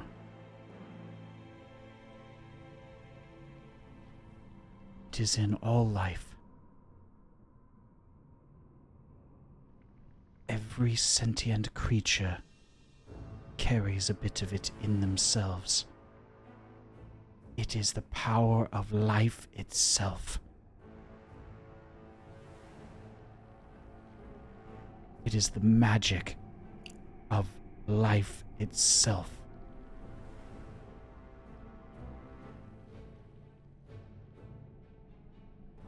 I think I would nod with some understanding of that, since from what I felt from holding the chunk of it just a little bit ago. But I'll ask what you do with it here. That is not of your... Well, go ahead and give me a persuasion check.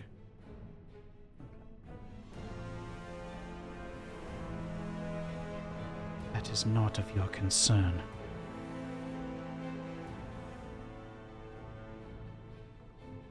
You wish to have answers? Then you will sit and observe. Bring his body here. She points to this this column over here, and you see, same as the visions that Gamil had in the Cistern of Reminiscence, you see a chair-like apparatus here, and it has various restraints, and it has various tubes, and at the end of these tubes are these bone-like needles on the chair itself. You see various crude tools and things like surgical tools and things of that nature sitting beside the large chunk of bone that's kind of made up this apparatus that holds this glass cylinder. And as you've come closer now, you can see this glass cylinder is held up in various ways by these organic-looking tendon-like pieces of flesh that hold it from the top, like suspension devices from the top and bottom, and it is anchored at the bottom by this like fleshy material all around the base that not only is holding the cylinder in place, but contains the liquid inside. It is awe-inspiring as it is as awe-inspiring as it is grotesque in its design. This organic device that is being manipulated by this tentacle-faced creature to the right of this cylinder in the center of this giant creature's deceased pelvis. Okay.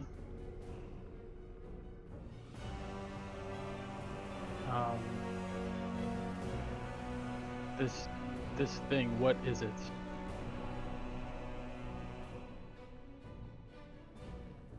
It is a device to dispel lies. The greatest lie that this world has ever seen. What lie? You will wait and see. If you wish to learn, you must observe. Fine. Know that I do not trust you. This man wanted to destroy you and this place from vision. I killed him for you. Go ahead and give me one more deception check with advantage. As you draw closer and step over to this area where this sort of surgical chair is. Oh shit. That's a nat 20. Sure. You Ooh. walk by and she kind of looks over this seeming corpse of Gamil in your arms as it falls limp on either side.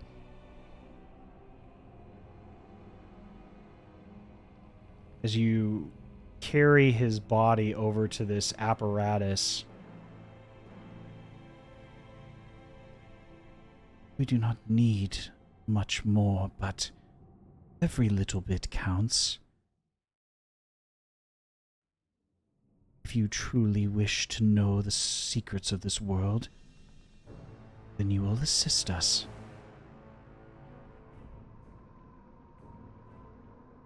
Those devices on the chair.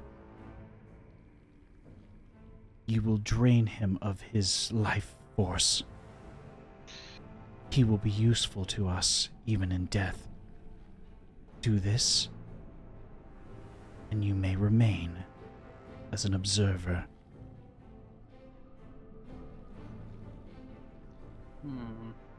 As you place Gamil on this chair, and you see there's this gruesome looking like flesh tube that's connected to this sharpened bone like hypodermic needle. And I use the term hypodermic needle very loosely. It is a gruesome looking like almost like an injection pump designed to pull fluids from organic material. And as you pick the implement up, she watches you like a hawk.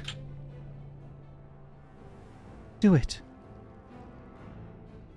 There is no life in that corpse any longer. Let it at least be useful in assisting with our endeavors. Oh boy. Let me think what Floof would do here for a second. It's kind of a big Sure. moment. I feel this is. Well, you're thinking Trash and Dazes. What are you doing? All eyes at this point are kind of drawn on Floof, as these creatures, these sort of sentinel guards, are kind of watching everything intently. You've been given another small opening to get closer. What are you doing?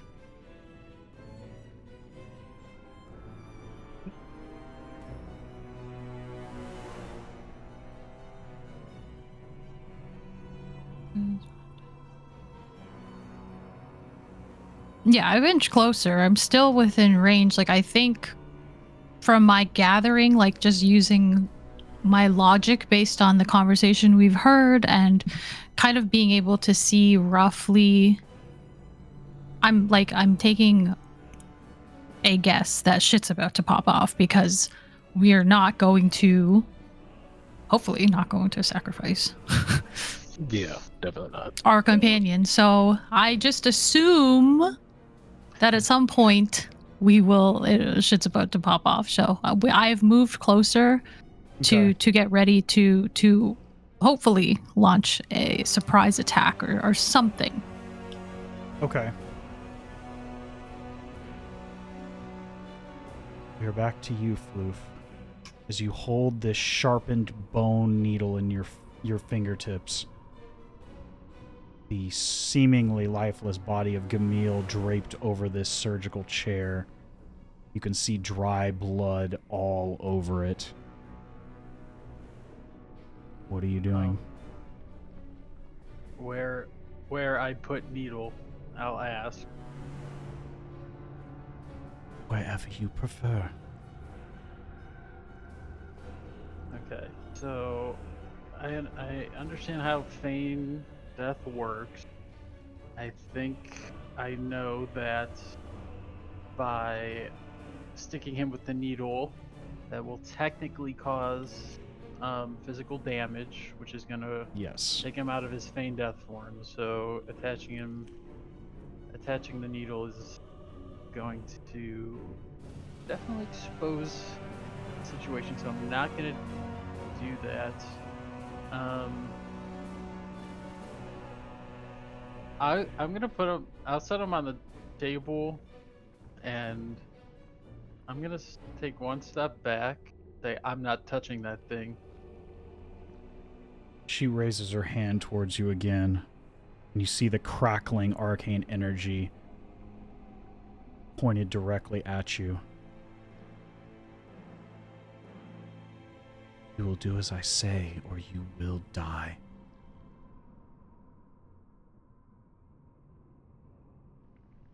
Kind of rude. Hold on a second here. Okay.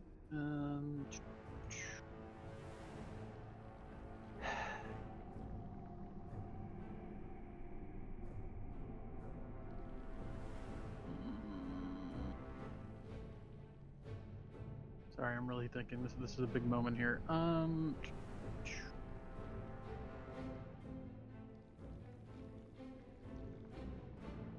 I'm guessing I could perceive she is there's no no wavering in that command. Give me an insight check. Okay. That's dirty. You do not see any hesitation in her eyes. And at this distance, you can smell that same sort of the faint hint of a corpse. Not as bad as like a decaying corpse, but it still has the... Anybody who didn't have the upbringing that you had would not even think about it. But you get the faintest hint of an individual that is no longer among the living, and yet this individual is staring you in the face and threatening you with your life. Okay. And has no hesitation. I'm gonna take one more step towards Gamil, like I'm doing it, but I will say, I know your husband, by the way, to see if she reacts to that.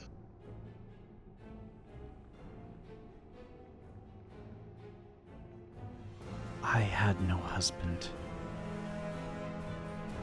If you mean him, your former companion,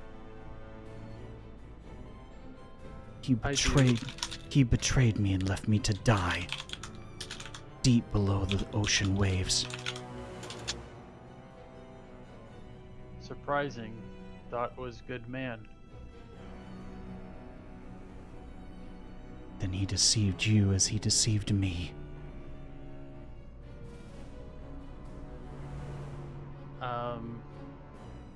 As I grab the needle, start to move slowly towards Gamil's neck. At the last moment, I will cast an earth tremor at the entrance of this room.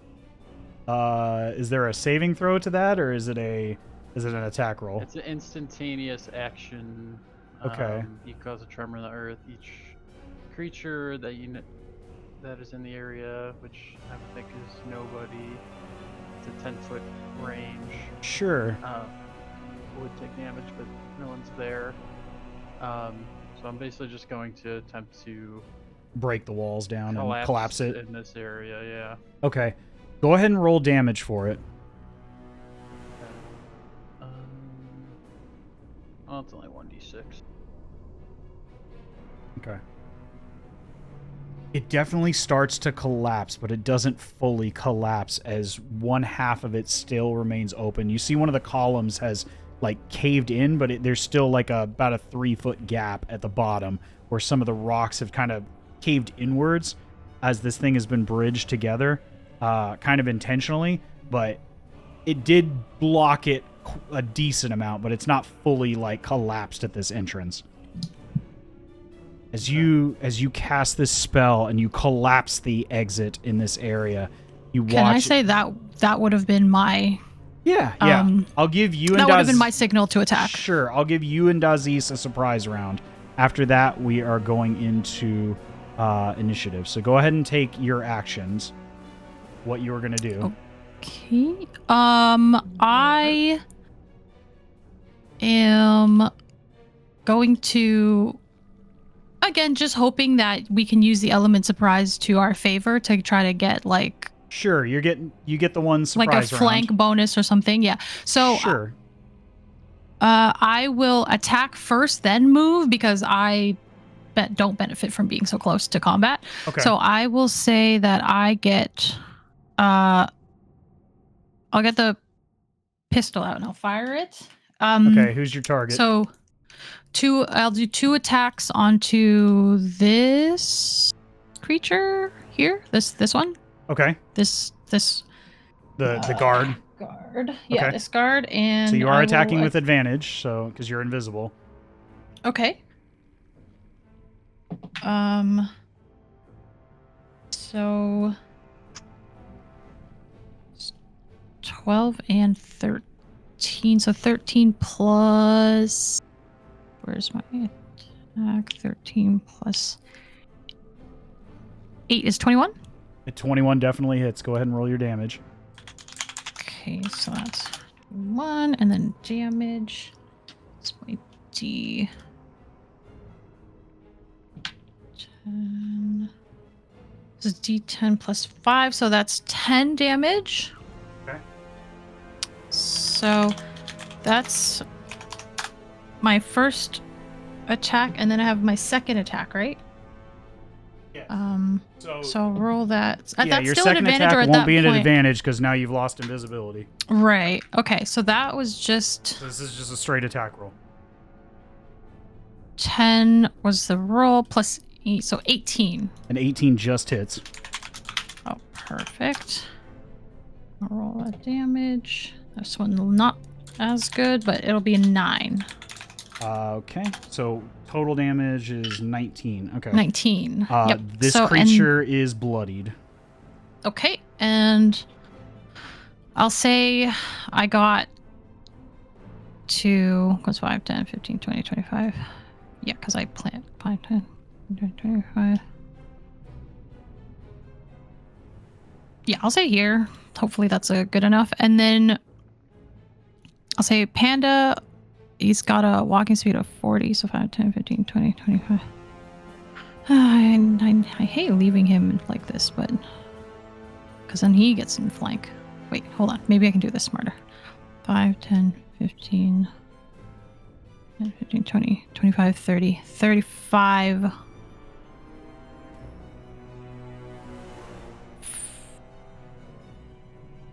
40, I think. Does that count as flanking, or no? It's got to be like more like that. You need to be directly across from them. Oh, okay. So like a straight I think line. I could have done it. Let me just double check, because 5, 10, 15, 20, 25, 30, 35. Okay. Yeah, I think I you're would have good. been okay. Yeah, and you're still Okay. within melee, so you didn't... And they were invisible, so yeah, this is an attack roll at advantage because he's invisible. Oh, okay. So it would have been an advantage Yeah, anyway. I'll allow it because we'll imagine it's pretty simultaneously because you're acting on the same action, so I'll allow it. Okay. Let me just pull up. I forgot to take one. Okay.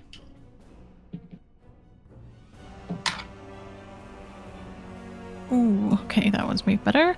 19.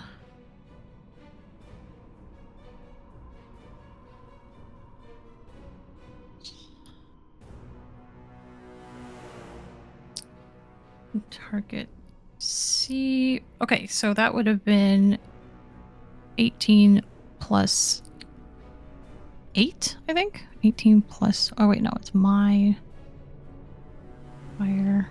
18 plus. So an 18 definitely hits. If it was an 18 on the die, you're good. Yeah, okay. So it would have hit, and then he does his damage. So I'll pull that up. Just a D8 plus.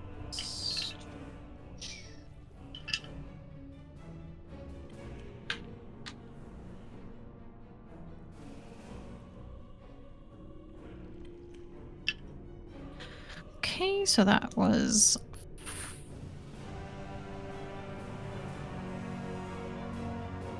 5 plus 3, so 8 damage. 8 on that? Okay. All right. 2 quick shots. Both of them making solid strikes through the armor plating of this creature, followed by a slash from behind as Panda becomes visible once again. Dazes, or is there anything else you want to do, Trash? Otherwise, we will No, go. I think that's Okay. I think that's me. Dazes, your surprise action, what do you want to do? All right. So, these different colors, do they mean anything? They're just so or I can does keep it just mean track of they're them. all damage. Okay, cool. They're just so I can keep track of Alright. the enemies that are similar to each other. So I guess I'll start since I can't. Well, let's see.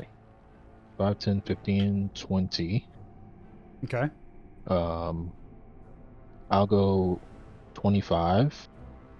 Okay. I will attack the Intellect Devourer. All right.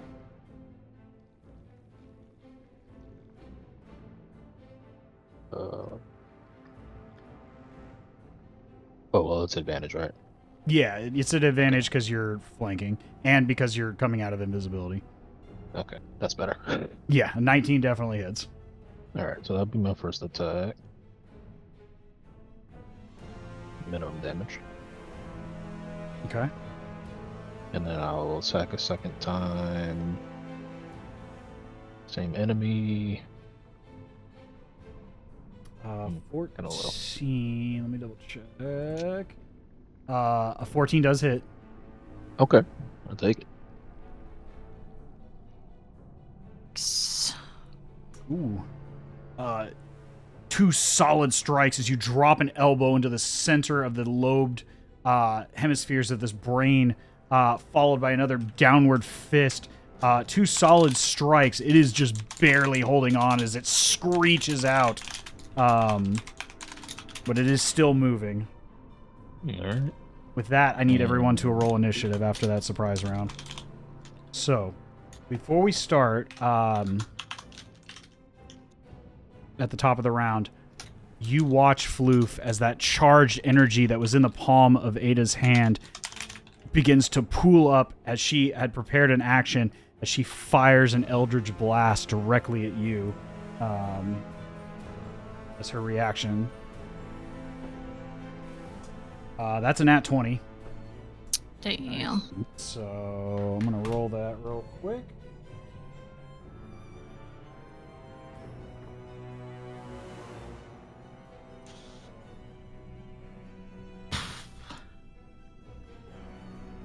That is 27 points of force damage. Damn. She rolled really well. Yeah, she rolled a 9 on the die, doubled, so... 27, okay.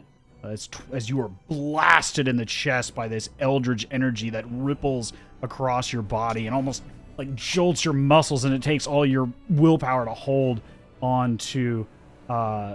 is Tremor, or whatever you cast, is that a concentration spell? No, it's just an instantaneous. Okay, then yeah, you don't need to roll a concentration check for that. But now, with that, Trash, we are on to you. You watch as this conflict pops off, as everything is just seemingly happening all at once. As you fire these first few shots, you immediately turn as you watch your companion take a blast of eldritch energy to the chest. What are you doing? Damn. Yeah, I guess I'm just trying to focus on. Although this is kind of a weird one because now I'm in melee range. Oh well, okay. I mean, I you don't typically have to don't- fire at the guy next to you. You can fire at somebody else and not be in Yeah, melee. that's true.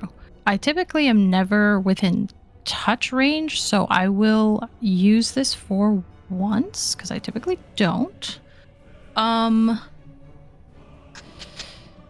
Let me.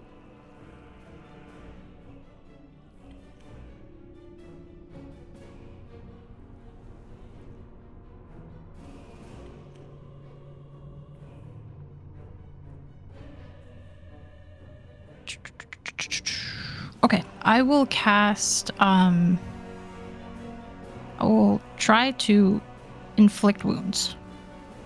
On the creature in front of you? Yes. Okay. So that is. It's a melee spell attack, so go ahead and... Yeah, it's like it's within reach. So, do I have to roll to see if it so hit? Okay. Yeah, it'll be a d20 plus your spell, or plus whatever the hit modifier. There you are! Natural 20! Let's go. Let's see that big boy damage. Okay, so, do I roll? So you roll the dice and you double. You can either roll double the dice or you can just roll it and double the number that you get. And then you add your modifier. Okay. Oh my god. Which I don't think this has a modifier. It's just whatever the... Yeah, you can either roll double the dice or you can roll the dice and then double the number you get. Okay, I'll roll, so...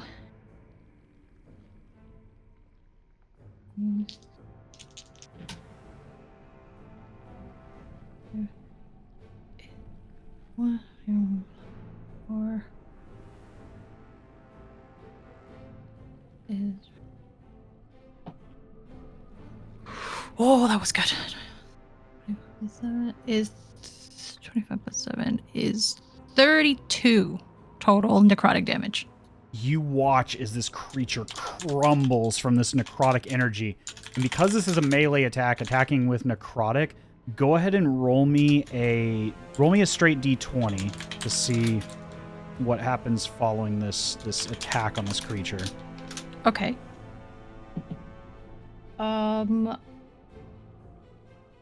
That's the funniest shit I've ever seen in my life. I rolled a nat 1. Okay. You watch as this necrotic energy shrinks and shrivels this dragonborn knight as they crumble to the ground, but you watch as the back of their cranium cracks wide as another intellect devourer scrambles out. They do take a little bit of damage from the necrotic energy, but they are not killed by it. Okay, They just start at this point. They start slightly damaged, but they are not killed by your inflict wounds. Okay, my dice are so funny today. As it Hilarious. As another one starts its turn directly in front of you. It did take some damage, but it is not killed outright by your critical. Okay. You can see it is damaged. You see some of the necrotic flesh beginning to slump off of it as it was damaged in the process of taking that attack. Okay. And I guess Panda will attempt to finish the job. Okay. So he's gonna slash at the creature that just popped out. Okay. And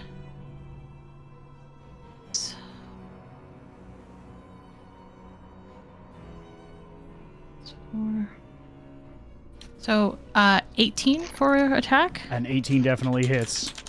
You do have advantage still because you're flanking, so. Oh, okay. I guess I didn't need it. I mean, you can fish for that's crits good if you to know. want. Oh, okay, true. Oh no, that was not it. Okay. Okay. Then, yeah, we'll stick with the 18. So So go ahead and roll your that was damage. High roll. Let's go. So that was damage plus.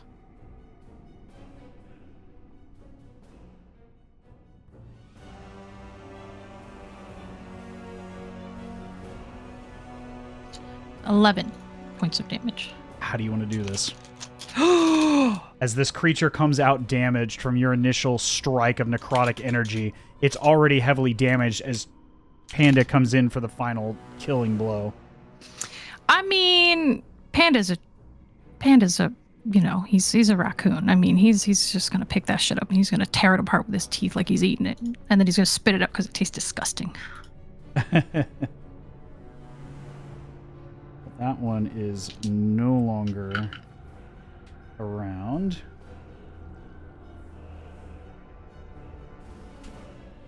Is there anything else you'd like to do? So I attacked. I don't. Yeah, I think I'll stay put, and then Panda can stay for hopefully a flanking bonus with Dazes as well if needed. So I don't think I'm gonna move. All right. And hopefully that pays off.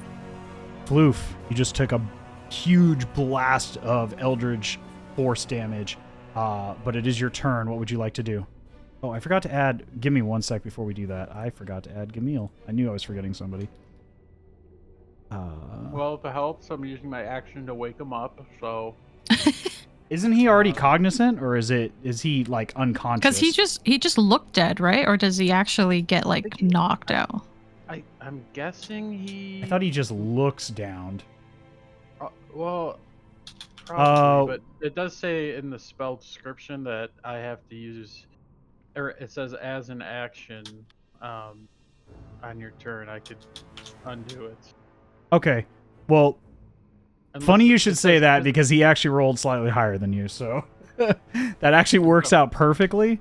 So we'll just kind of roll as if they were the same turn. And we'll just roll to his...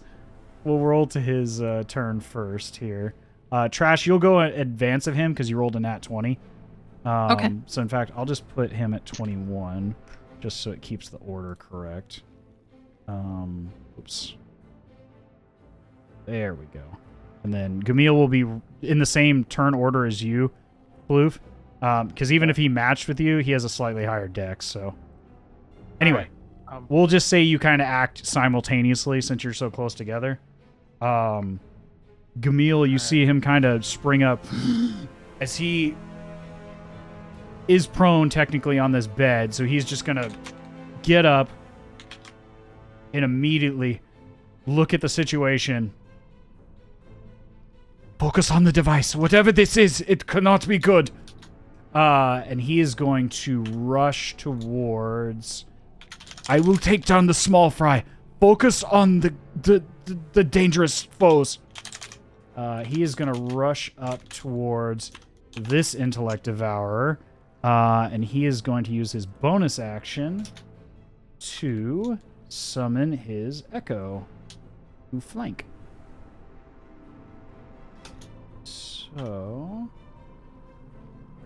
There is... Do I not have that? I should always say that where it was.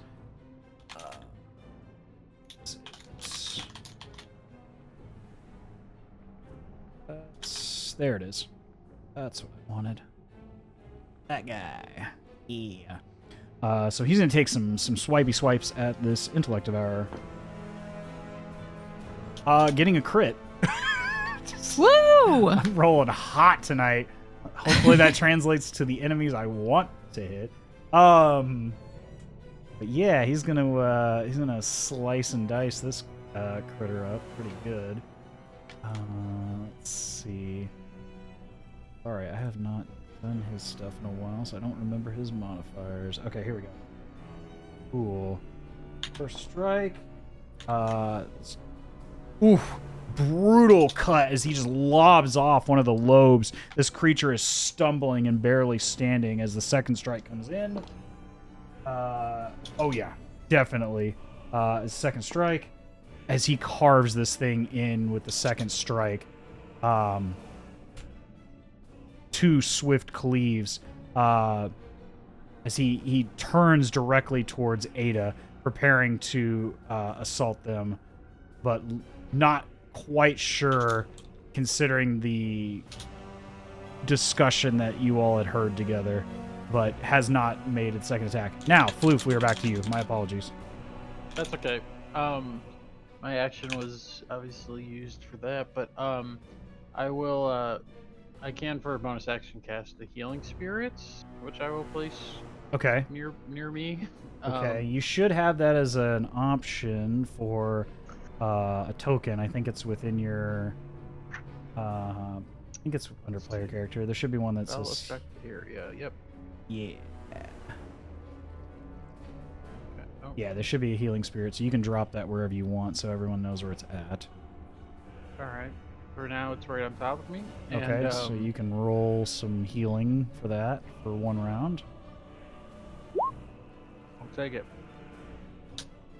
Okay.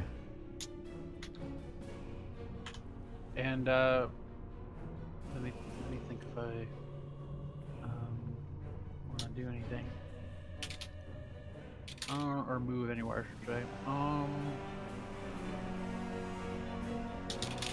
Was Gamil referencing the big brain when he said?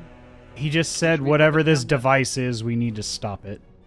You can feel, like, behind where you're standing, Floof, you can feel whatever this is, this cylinder, and all these tubes connected to it and all these tendons. It is just thrumming with energy. All right. Well, And it's just I'll getting stand- more intense as you stand next to it. I'll stand at the entrance, and I guess I'll decide what I do from there next turn. Okay. Dazes, we are back to you. What are you doing? Okay. You have a heavily damaged intellect devourer in front of you, and you have another one of these Silver Talon Knights preparing to strike at you just about 10 feet away. Yeah. So I'm gonna attack this intellect devourer, try to finish it off.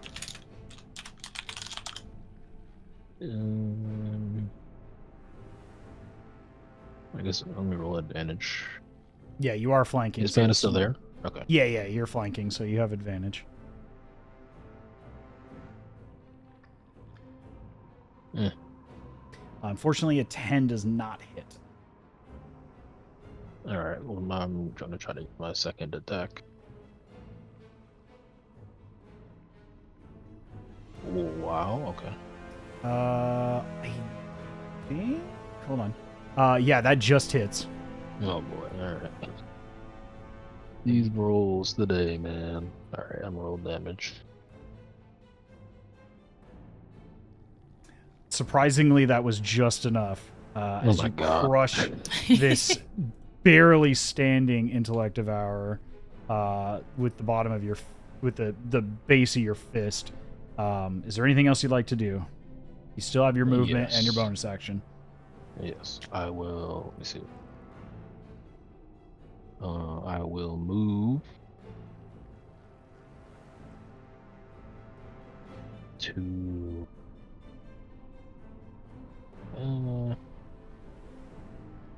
here, and I will attack the guy I'm next to, Silver Talon. With your bonus action? Yes, Are you- flurry of blows. Okay, let's see it. Alright, here's the first one. Oh, yep, doesn't miss.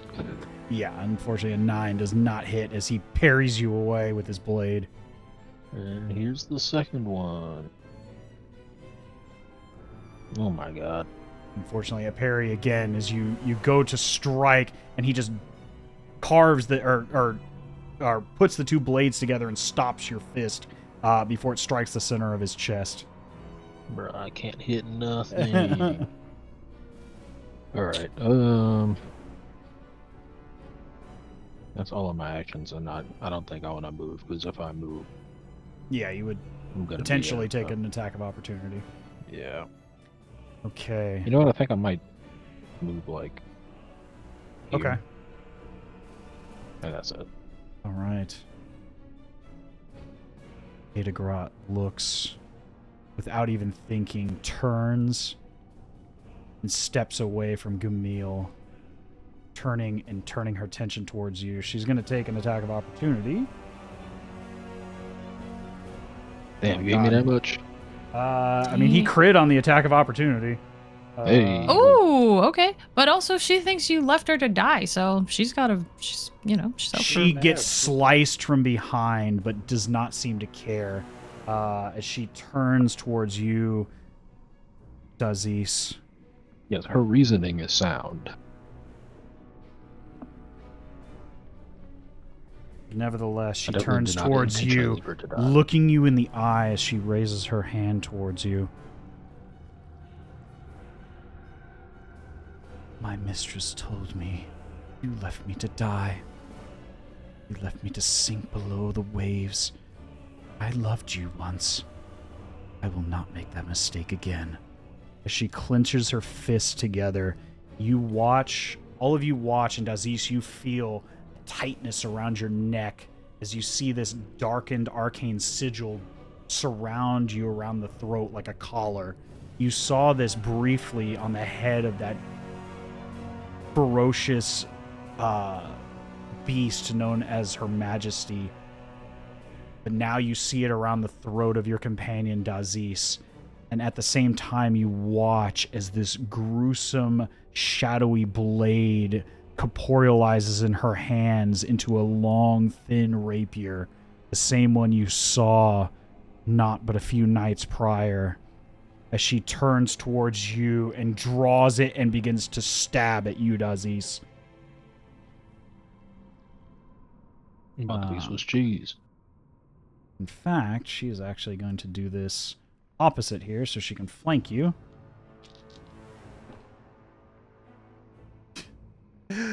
Oh, I don't think this is going to hit. Let me see real quick. Hold on. Even with advantage, man. Sad vantage. Does an 18 hit?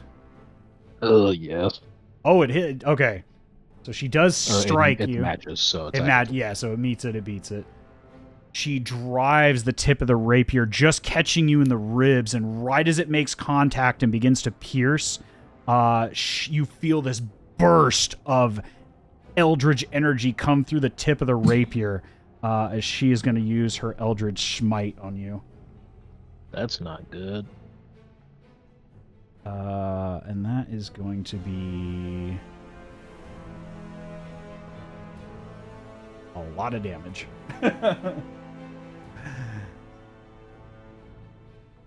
That is... Double check this, I forget. I have not done this in a while, so my apologies.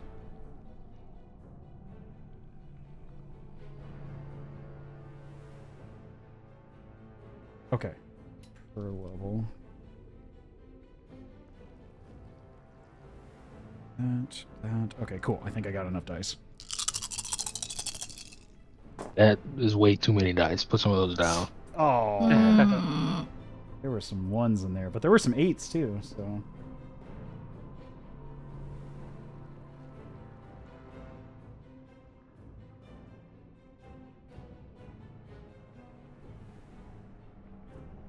This.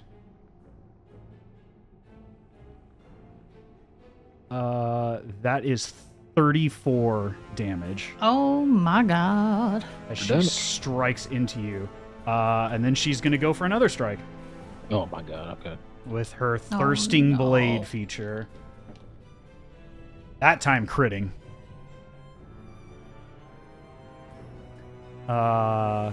If she hits that hard again, I'm down. Rest in peace. Yeah, I was gonna say that's no bueno, huh? Yeah, it depends on these numbers. No, she's not going to... No, she can't smite twice on that one.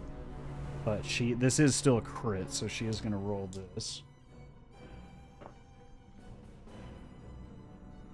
So that is 12 piercing damage with the second strike. Okay. Yeah, because she can't cast 2 simultaneous ones in the same turn. Because it's not like the Paladin Smite with this one, but it's 2 sizable blows as she drives the rapier into you. Do you not feel the pain? Know my pain, Dazes, as you abandon me to die. Know the ferocity of my mistress. With that, we are on to it. It Not it. is going to reach into the device in front of it, drawing upon these tendons and pulling and moving as you begin to hear this device that this large lump of cranial matter in this cylinder is connected to. As you begin to feel, especially you, Floof, being it right behind you, you hear it thrumming. And it is getting more intense and louder, and the energy around these bones and these connecting organic tendrils is getting brighter and more intense as this energy is beginning to filter upwards towards the top of the cavern in some sort of like cylinder of energy movement through this device. And you all hear, as this is happening, you suddenly hear a voice in your mind. You've not heard the voice. In the image you saw, the memory you saw in the Cistern of Reminiscence, you never heard a voice from this creature, but now you hear the voice. Do not stop me. Our goal is of the utmost importance. Our design means everything. We will harness its power, and we will regain what was stolen from us. Your filthy gods favored you. I need no divine power. I need no help. And with that, we are on to the remaining thrall that is going to turn and take some swipes at you, Dazes. Since you are flanking. This is gonna hurt. God, man, he sucked. He rolled a 4 and a 3, so that definitely does not hit. Second strike. I got. That one's definitely going to hit. That's going to be a 23 to hit. Okay. He is going to... that is 7 points of slashing damage. Okay. Action surge. Of course. You rolled a 7 and an 8, so yeah, I don't think a 16 hits you. Last strike. That is 21 to hit. That will hit, yes. That one is 10 slashing damage. Just a casual 4 attacks from this one guy. Jesus. And fighters are fucking brutal, man. Action surges. Wait till do have later 3 HP. levels, it's 6 attacks. Mm-hmm. Now we have no current intellect of ours out on the field, so we will skip that. At the top of the round,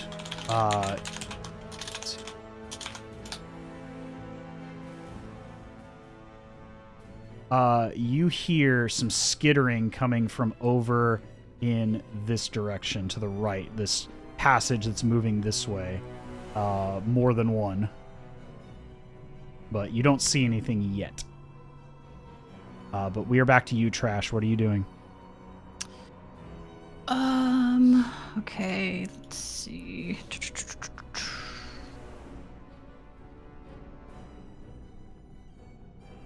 Kind of got your ass beat. Indeed. Let's see what I could do.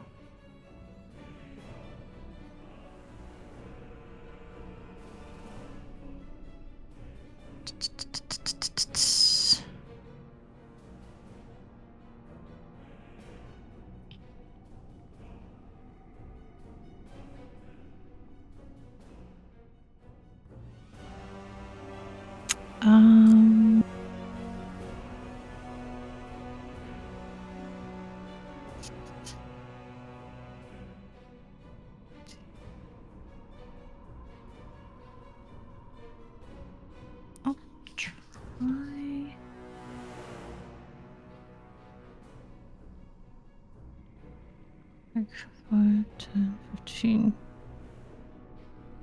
20.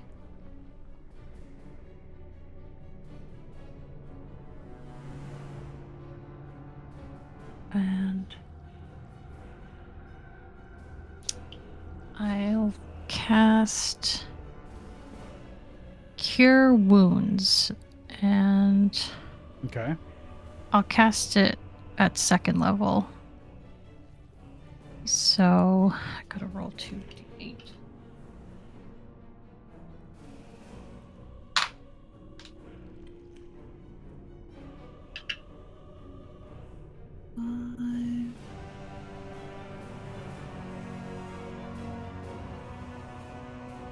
Plus 4, 15 points of healing. Oh, very nice. You feel a soft, glowing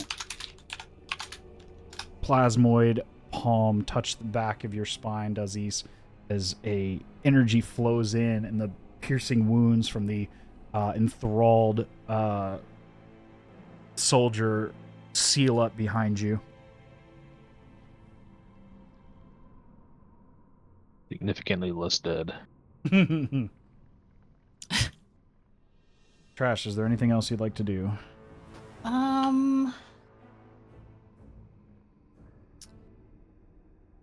Let's see, what else can I do?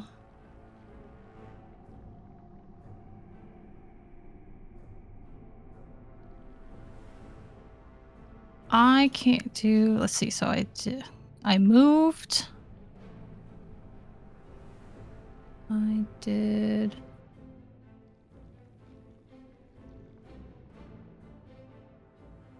I don't think there's much else I could do because I moved. That took an action. It's not like I have any bonus action stuff that could help.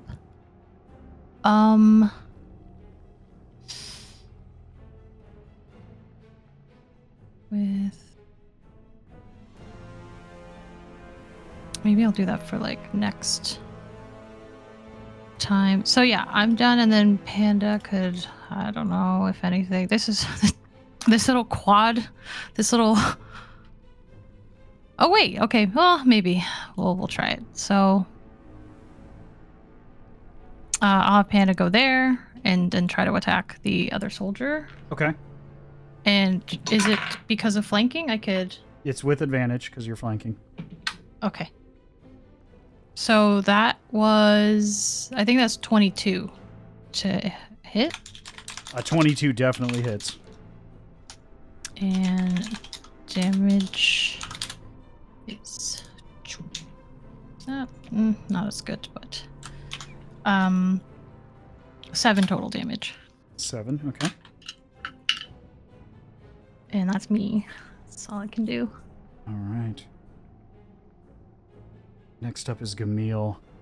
He turns and he feels the energy thrumming behind this, from this device and this strange aberrant creature controlling it and calling out to you all.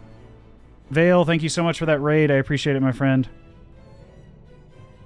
Thanks, Bill. A big Thanks, veil. Bill! Thank you, guys.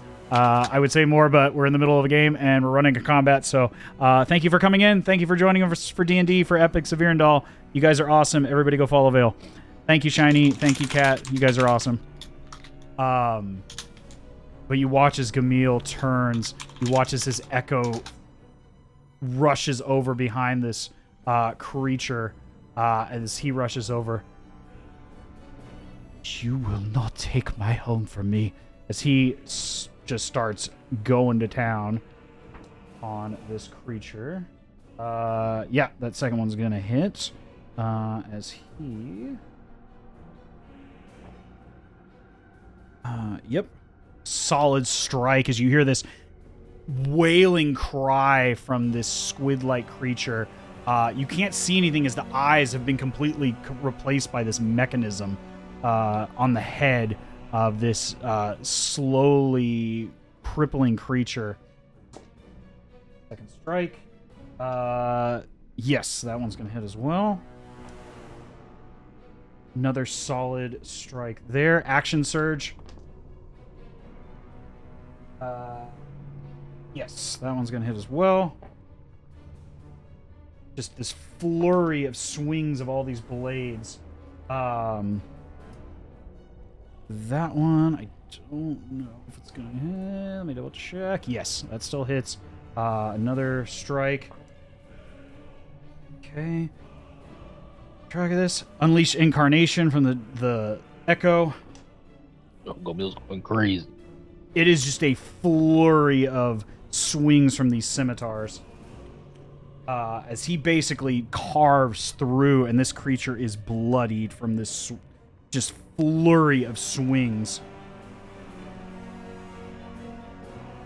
But you hear the voice once again from this aberrant creature. Why do you follow these usurpers? This was ours before it was here. Eons ago, before your gods stole it from us.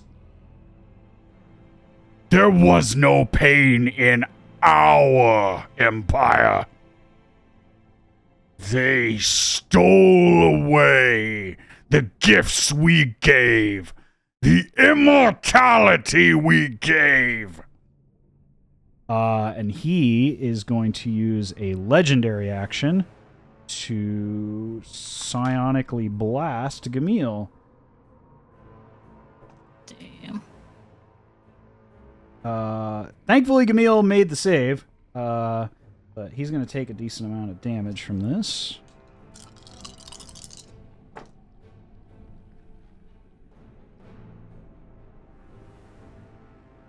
Okay, cool. Good to know.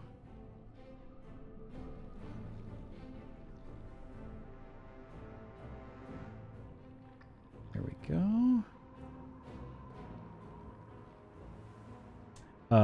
But with that, we are on to you, Floof. What would you like to do? You are feeling this machine. Something is happening in this machine. It is gaining energy by the second.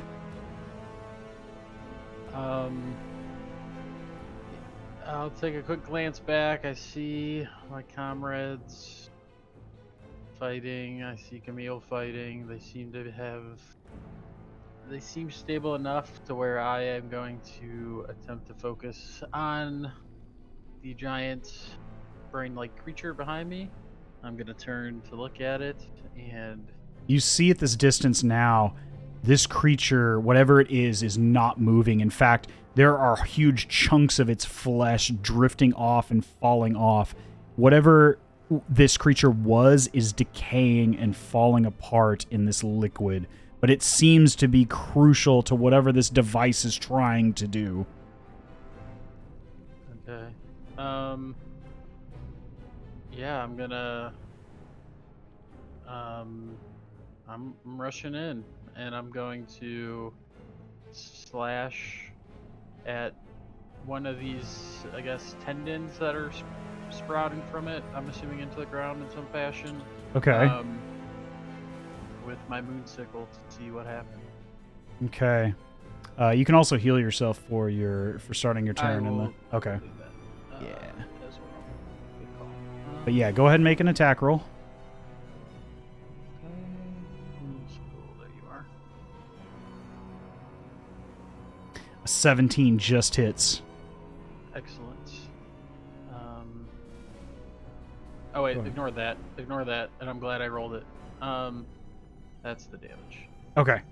Solid strike as you cut through multiple of these tendrils, and you feel this splash of this visceral, viscous liquid mixed with the liquid form of Lunarum as it splashes all over you.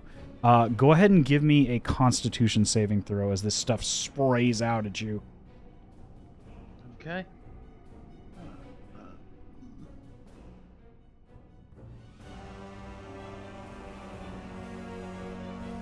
The old-fashioned way it is.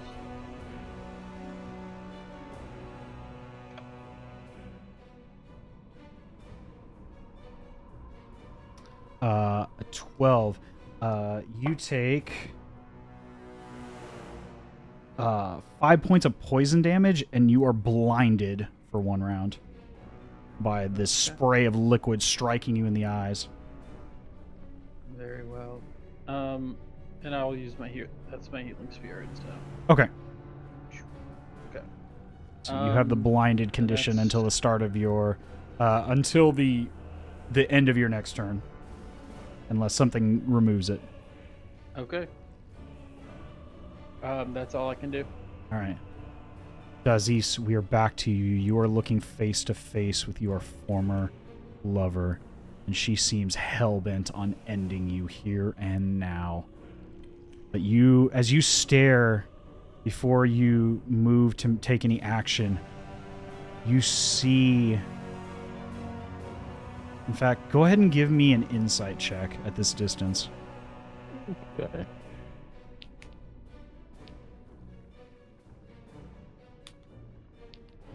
The 22. Even through all this hatred, this anger, this anguish, you can ever so faintly see a tear inadvertently, involuntarily falling from the edge of one of her eyes.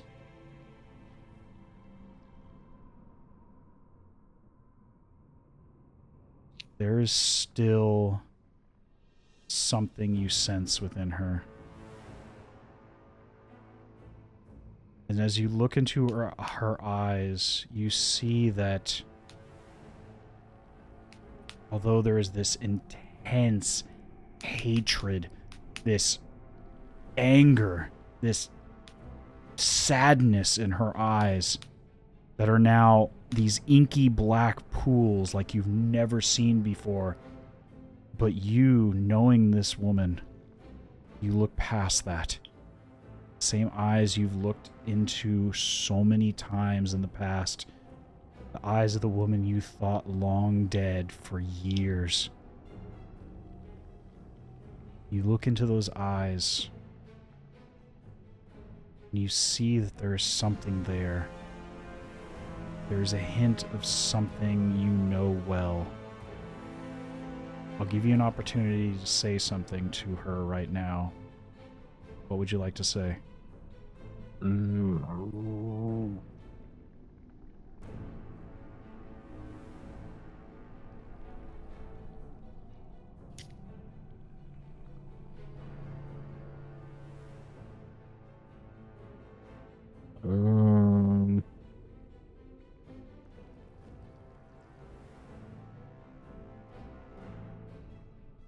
Pour it out, Dazes. Pour it out. You got this! Be vulnerable! I guess I'll say,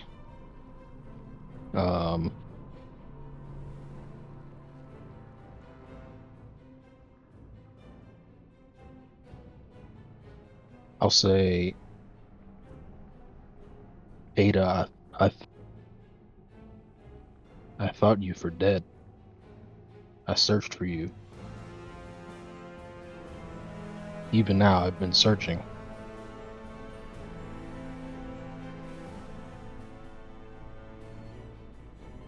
She looks back at you, pausing for just a moment.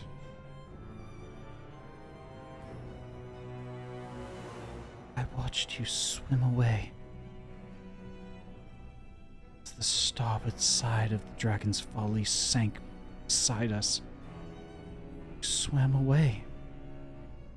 As I reached out in the darkness of the waters, you swam away from me. You left me to sink into the abyss. You left me to die. And as she says this, Dazes, you think back on that night. The night that your former life was wrenched asunder. Everything that you know was lost in a single evening. So vivid in your mind, you remember almost every detail, even though you tried to drown it in alcohol for years. You remember it so vividly. So vividly, in fact, that you find a flaw in what she just said.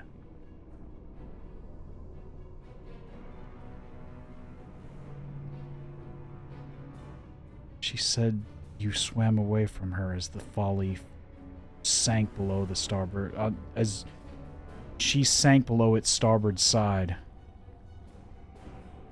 As you think back on that night, you searched and searched and searched as lightning struck the mast of the ship and it capsized in those cold, icy waters. And you were flung in different directions. You never saw Ada after you entered the water. You never found her.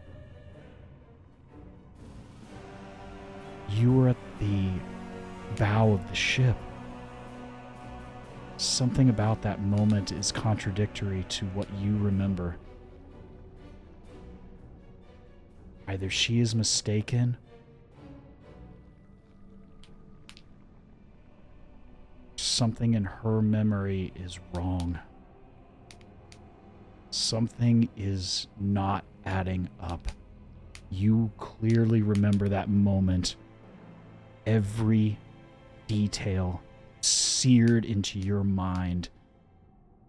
And something about her statement isn't right. But you don't sense any lies in what she says. She truly believes what she is saying, and yet you know it to be wrong. What do you say back to her? I'll say,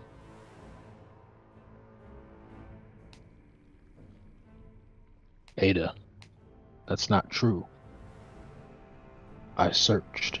I promise you, your mistress is lying to you. Give me a persuasion check. I'm bad at those.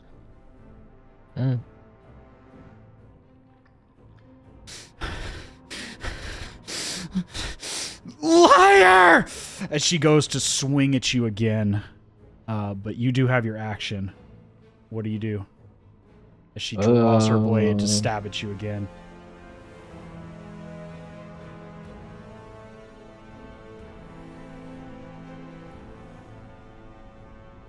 I guess, can I just, which action do I have? I have a thing to do disengage or dodge. Yeah, you can spend a key point to make it a Yeah. bonus action to take the dodge action, but you would still have your action if you wanted to. If I disengage dodge, does that work for both of the enemies that I'm next to? Yes, it would negate their advantage, so it would be just a straight roll at that point. Oh, okay. Because they're still flanking, so they have advantage. Right. But it would your disadvantage to them would negate their advantage, so it'd just be a straight roll.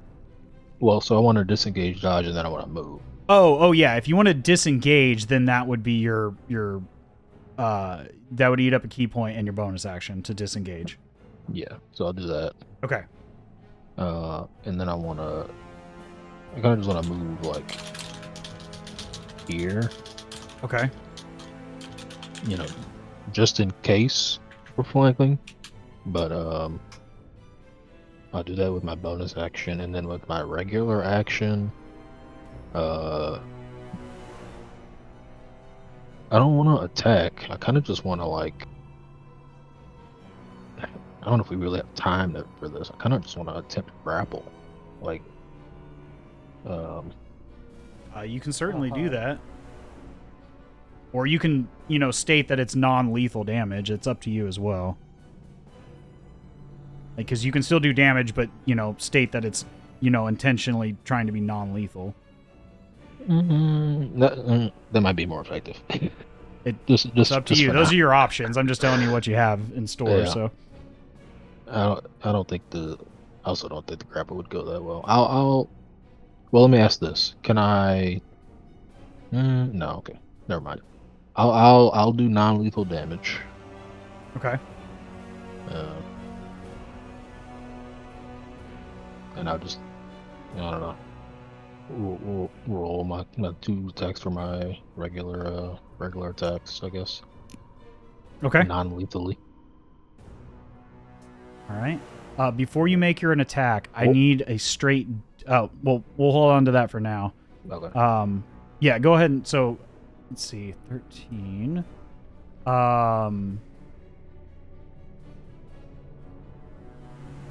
Unfortunately, a 13 does not hit, as you see this sort of prismatic, magical armor around her form just causes your fist to just barely graze off of her as it would have otherwise made contact. But you still have your... Go ahead. I was going to say, I don't know if that rolled once or twice. I just see the one. So it was advantage. Oh, okay. Well, oh yeah, because you're flanking, so you have another strike. So go ahead and... Yeah, you would have advantage, so go ahead and make the second strike. Even worse. Cool. Yeah, unfortunately, neither one of those would hit. Okay, that's fine.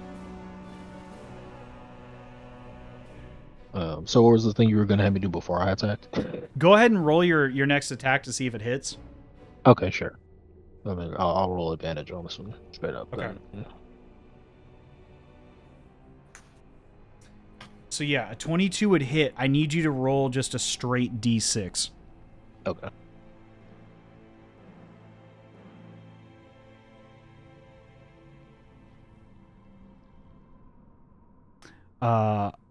Unfortunately, her armor of hexes fails, and you do make contact with this strike. So go ahead and roll your damage. Okay. It's arm strike damage. As you feel her body begin to incorporealize as you go to strike, but you manage to find purchase somewhere. Yes. So 8 damage. Okay. And I guess I'll go ahead and yell snap out of it as I make contact. Snap out of it. I'm so sorry. I'm sorry. Yeah. So it doesn't seem like I'm, just trying to Give me another insight check as your fist drives in and you make contact with her body. Okay. As you allow your fist to kind of translate emotion. As you strike into her rib cage, as you stare into her eyes again once more at this near minute distance, you see the rage in her eyes, the feelings, the sadness, the utter despair in her eyes. But you still, again, you see this involuntary tears beginning to fall from the creases in her eyes. You left me. You lie. She told me everything. She told me everything. You lie! And you can see that there's something fighting back, but it is going to take more to overcome that. There's something extremely powerful driving her. What do you do? Well, I think you disengaged and you... So that's your bonus action and your action. And my action. Right. How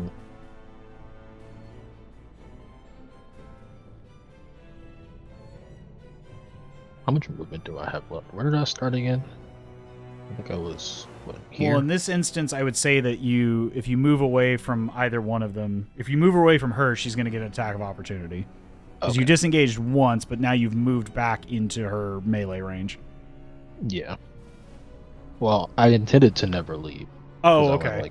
Yeah, you did it to move away from the other guy who... Yeah. So you would have to use it, otherwise one of them would have hit you. I mean, all I can do is move.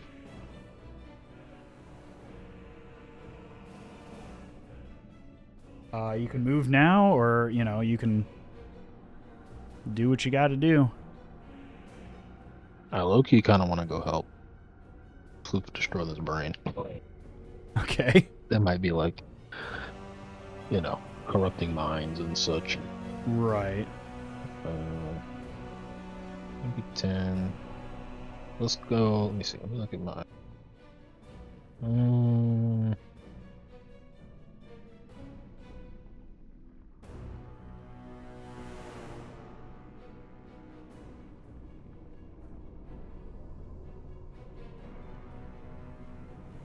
Yes, you can You know what? She can follow me over here as I move away.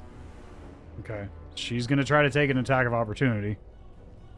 That's I don't know if disengage is for the entire turn or just that one movement.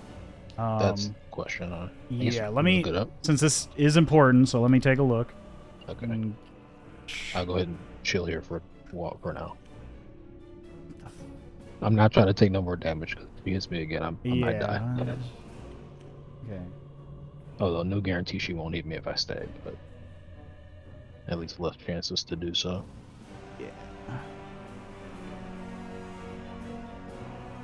Yeah, I just want to specifically see what's going on here. If you take the disengage action, your movement speed doesn't provoke opportunity attacks for the rest of the turn. Okay, so yeah, you wouldn't provoke opportunity. I'm glad I clarified that. So I'm. I didn't want to be that GM who, you know, attacked a character when something was protecting them. So as long as you had disengage, you are fine. All right. So yeah, you can go ahead and move away, and it won't proc opportunity. So we'll go 15, 20, 25.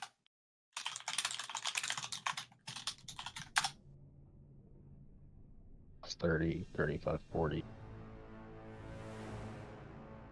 If I can squeeze through here, 45 or whatever. Okay. I can't really take any other actions, Right. but I can be here. Right. As you move towards the this decaying brain matter in this cylinder of glass, you can feel the energy thrumming. It is increasing rapidly with every passing second. As this whole like chamber made of this deceased creature's skeletal pelvis is becoming the focal point for something that is stretching towards the top of this cavern. So with that, you're moving to Ada. She, watching you run away, you will not leave me again! I will not stomach your lies and deceit again! 30, she is going to... You know what? She is going to... She has... Hold up. No, she does not have that shit. That's a bummer. I do not have that spell. Balls.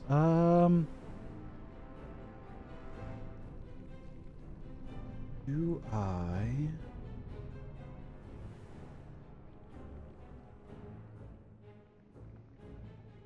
Ooh, I have an idea. You watch as she turns towards you, Dazes. You will not run from me again. You feel that same haunting presence that you felt aboard the ship that brought you to Callista. That same creature that had attacked you out at sea suddenly corporealizes from the surrounding shadows, and you feel as she is going to use summon Shadow Spawn behind you. Damn, no thanks. Yeah, I think so. Well, I'll try. I think so. I forgot she had summons. Yeah. That was for story purposes, but it works out nicely here, too. I can't remember where I had it, though. Hold on, I'm trying to find it. I hadn't originally planned on this. There we go. Yeah. There it is. And it's going to pop up right behind you. Hello. Yeah, and it's going to take some swings at you. Okay, I'm actually going down here. Let's see here. Yeah.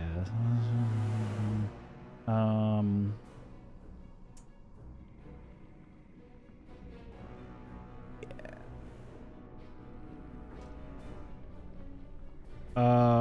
That is a 21 to hit.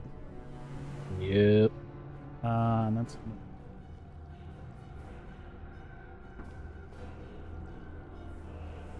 that's 9 slashing damage. Okay. Second attack. That is I think 18 on the dot. Yep. On the Okay. dot. Followed by 6 slashing damage. All right. And that's in for that as this creature corporealizes and does everything it can to surround you. Still up. I'm okay. Mm. Keep me in, coach. It's like, oh, let me at him. I'm great. I'm doing great. Cut me, Johnny. But with that, it is going to have its turn next. And it is going to reach into the control panel next to it and pull at one of the tendons and drag it out as you feel this influx of energy kick out from the cylinder itself. I need Floof and I need Dazes to make Constitution saving throws as you are hit with a wave of force from this rising energy. Just stay where I was. Floof, you... Hold on, let me double check that. No, you both fail on that one. So Full you're- damage or half damage. I'm probably actually down here. You both take 8 force damage, and you are knocked prone and pushed back 10 feet.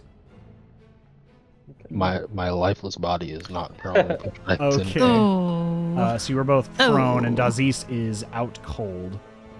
Floof, you are Damn. prone on the ground 10 feet back from the cylinder.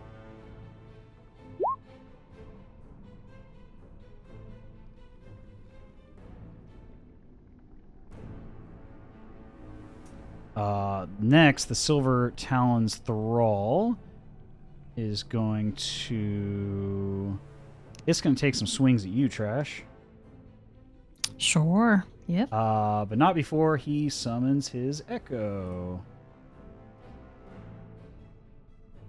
So, yeah, he's going to summon that on the other side of you. Yep. That is a 14 to hit on the first strike. That does not hit. Okay. Second strike. That is a 19 to hit. That will hit. Okay. That is 8 slashing damage. And then he is going to unleash Incarnation to get a third attack.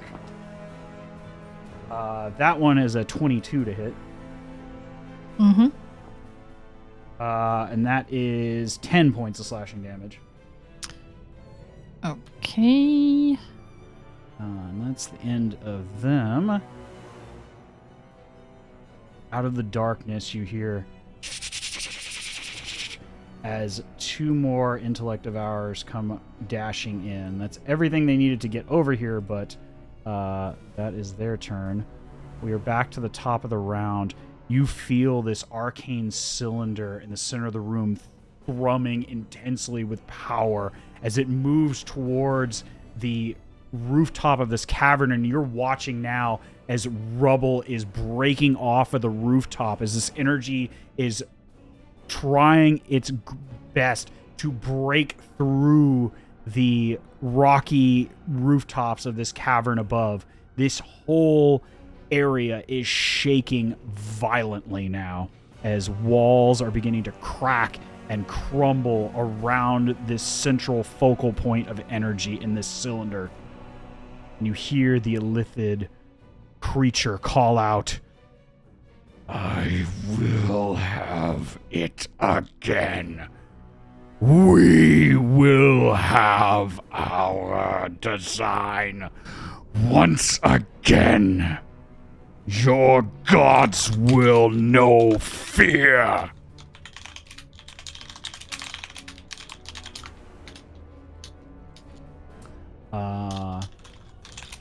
You can see that this whole place seems to be some sort of fulcrum device for something attempting to blast through the rocky ceiling of this cavern. As all this energy is being concentrated at this cylinder of the decaying remains of this cerebral, gigantic brain. But Trash, what are you doing? Oh,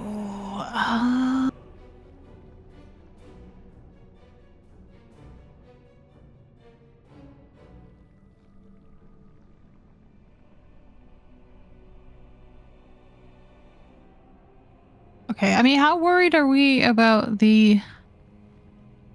Well, I mean, I'm not in a good position to move at the moment. I was going to say, I feel like we should be more worried about the giant lump of brain that is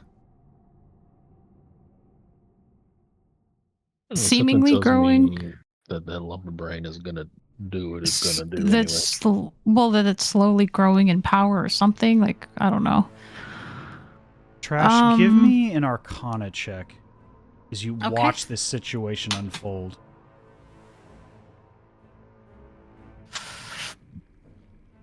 18 total. 18. You've been around enough arcane devices to know what a... Even at this scale, you can tell that this dead creature is being used as some sort of focus device. Some sort of part. It is very much not alive. Whatever this was is long deceased, but its corpse is being used as some sort of focal point for some massive blast of energy. And it is all but ready to unleash. So there's not much we can do to stop this, I suppose. You can see that there are controls just in front of the squid-like creature between Gamil and his echo. He was definitely using that as some sort of control device, but you're not certain what or how you would disable it. You can tell that Floof did some damage to this by cutting some of those tendons as well.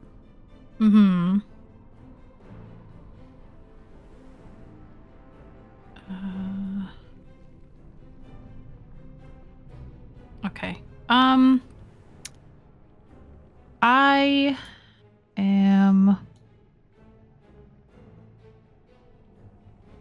I think, let's see.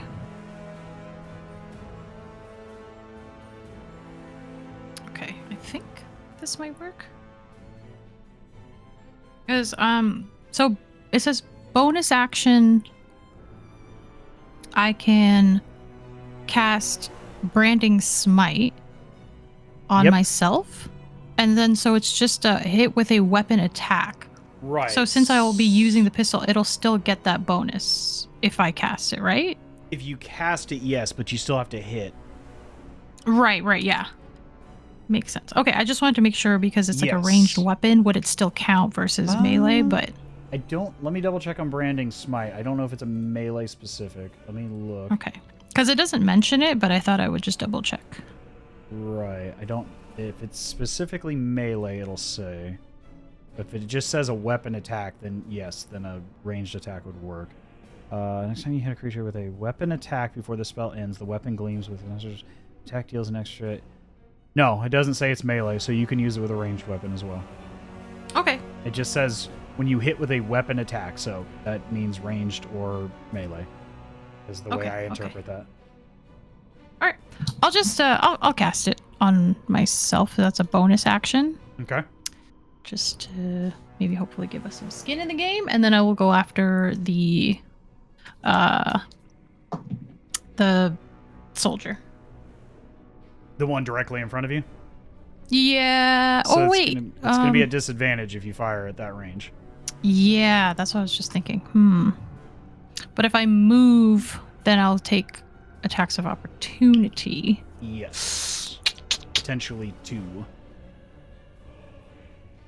Disadvantage would be pretty bad.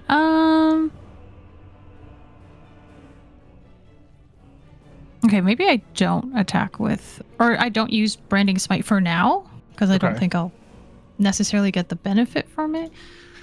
So maybe I'll hold off.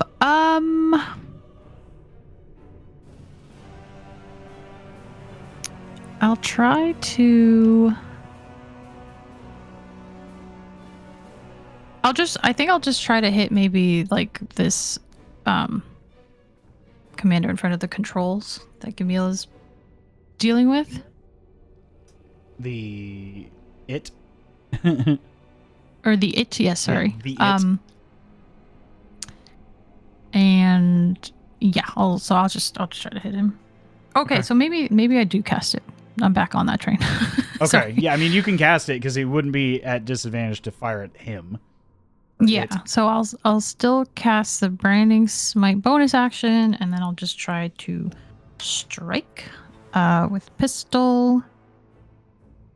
15 plus 8 is 23. 23 definitely hits. Okay. And so then damage.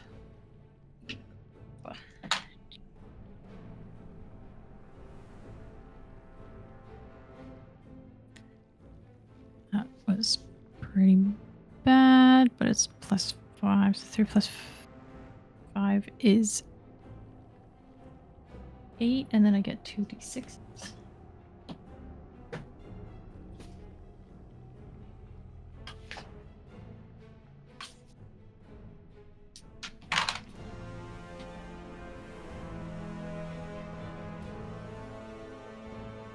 Not much better. So that added a total of, so it's 3 plus 5, so 8 plus 4 is 12. So 12 damage. 12 total. Okay. You fire this ball of steel at this creature, and you watch as it ignites in midair with this radiant energy as it pierces this creature's body. They are looking quite hurt. Okay. And then that's me. I don't think I want to move. But I'll have Trash move into flank position and attempt to attack the soldier. Okay. Is so 21 to attack. 21 definitely hits. Okay, and that was 8. I'm burning these dice. I'm gonna burn these dice. I'm gonna burn them. I'm gonna burn them, and I'm gonna get new ones because these ones are all going to jail. So that was not the best roll, but it was plus 3, so 4 damage. Okay. Hey, every little bit helps. Is there anything else you'd like to do? Brace for impact, but yeah. Okay. Camille, looking on as you fire onto this creature. We must put this abomination down. And he is going to try to end this creature. So he is going to do that. Yep, that definitely hits. Okay. Another attack. Yep. Okay. And he's going to use his last Unleashed Incarnation. Yes, that definitely hits. Is this going to be enough? Yes. Yeah, you watch as another furious series of swipes as he cuts through this creature, as it cries out this awful piercing screech in the process, and its last dying words. I have done everything. It will be found again.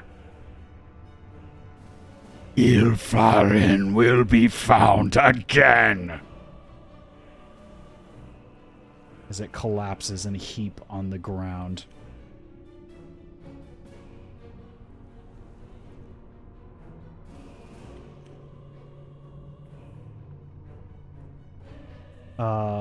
And then, let's see.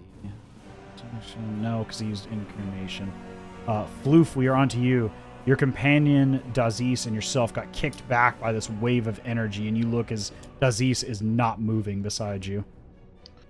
Well, unfortunately, I don't think I was ever super aware of Dazes' presence, because I was blinded before he came in. That's true. You're no longer And, blinded. Also, I need a concentration check for Healing Spirit. So you just need to beat a 10 with a con save. Wow. Still not getting over here. Yeah, you're fine.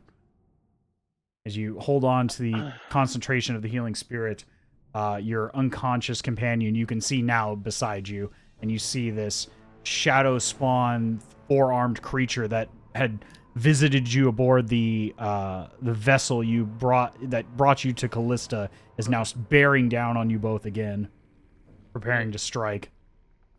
Okay. Ignore that click on polymorph. But I am curious if this brain happens to have hit points and or is not a shape changer. You, being a shape changer of sorts yourself, you don't get the feeling that it is. In fact, you don't even feel any sort of life energy coming from the core of this creature. You feel everything life or energy or magical about this is being pumped into this flesh like some sort of filter or focus, like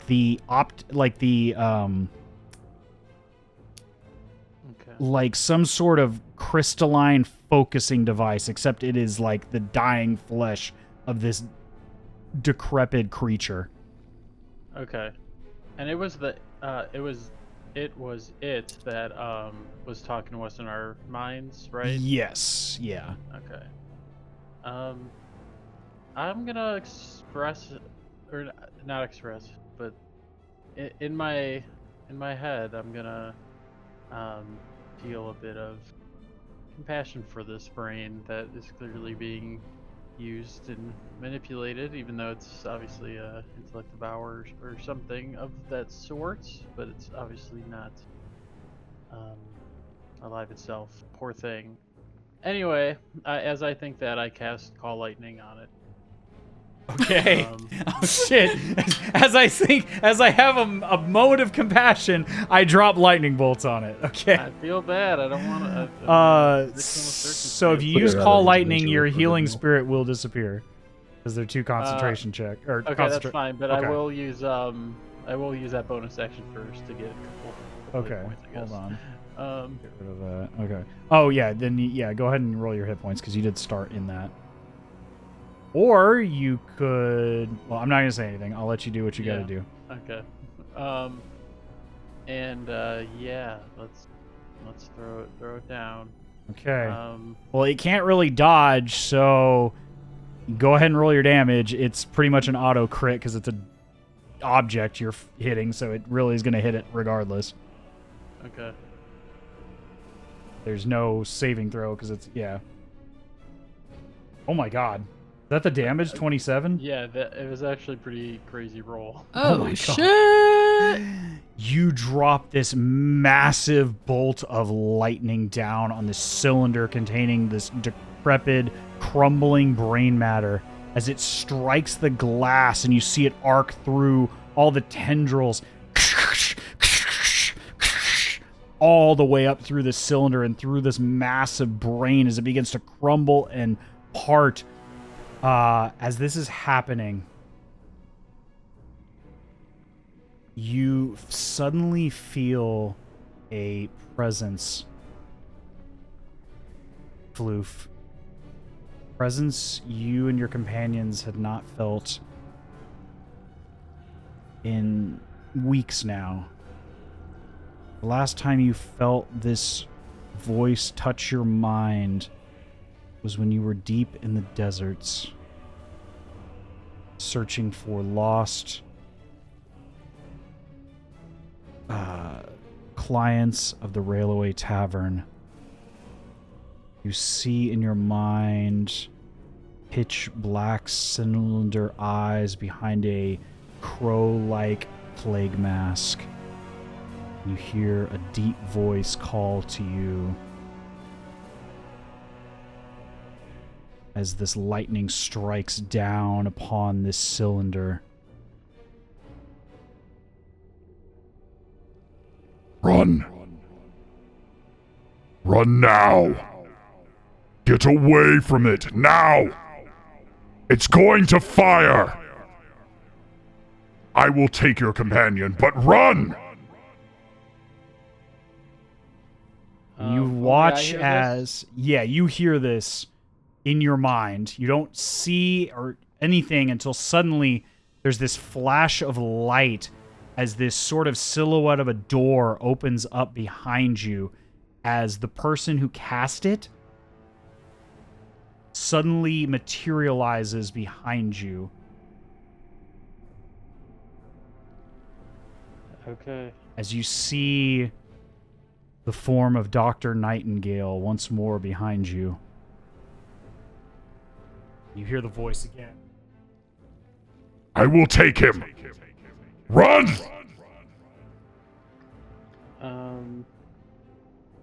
I will... And he's going to cast Dimension Door to move Dazes away from what is about to occur.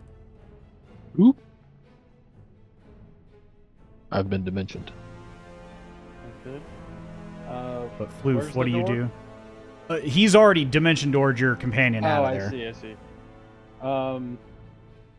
I will yell, run now, trust me, and I will, I'll move 30 feet. Okay. And the shadow spawn reaches out to strike you, but just in that moment as it goes to strike, this huge wave of arcane energy from around this cylinder just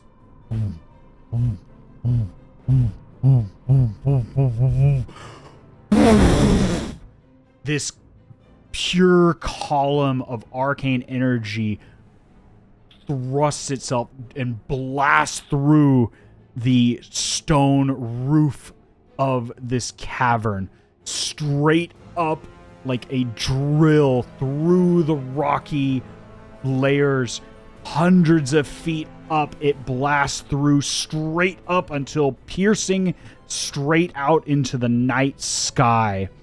And as you stare up, the walls around this bony remains of whatever creature this was begin to crumble around this place. This whole area is beginning to crumble and fall as every creature around here suddenly realizes that this cavern is collapsing from this blast that had become unstable as it fires up into the air.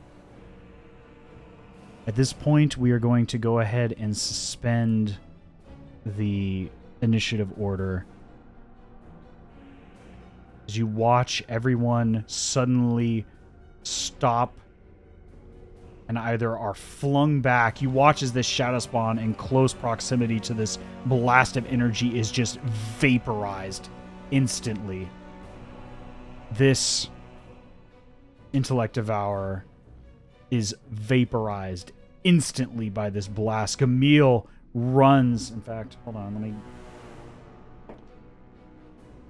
Ooh. Yeah, he runs as quickly as he can, but he gets about here before that initial blast flings him back about 30 feet. He's going to take...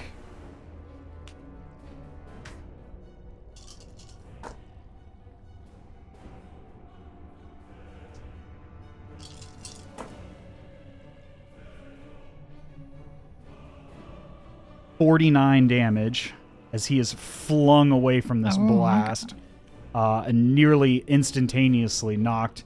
He's not looking great as he is sent his echo completely kicked back. That intellect devour is vaporized as this blast nearly knocks everyone back. But you can watch all around you as this cavern is beginning to crumble. These columns around you are shaking. The fluid running through these makeshift aqueducts is just being flung around like a toddler with a sippy cup, flinging it around in all directions from the quakes that it causes. But you still see this beam of energy firing upwards as the ceiling collapses on all sides. And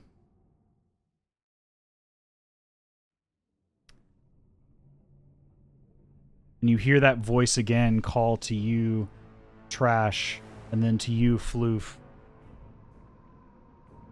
Follow me now!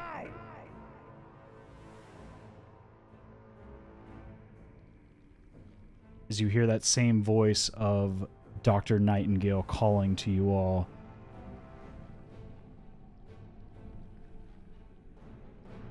What do you do?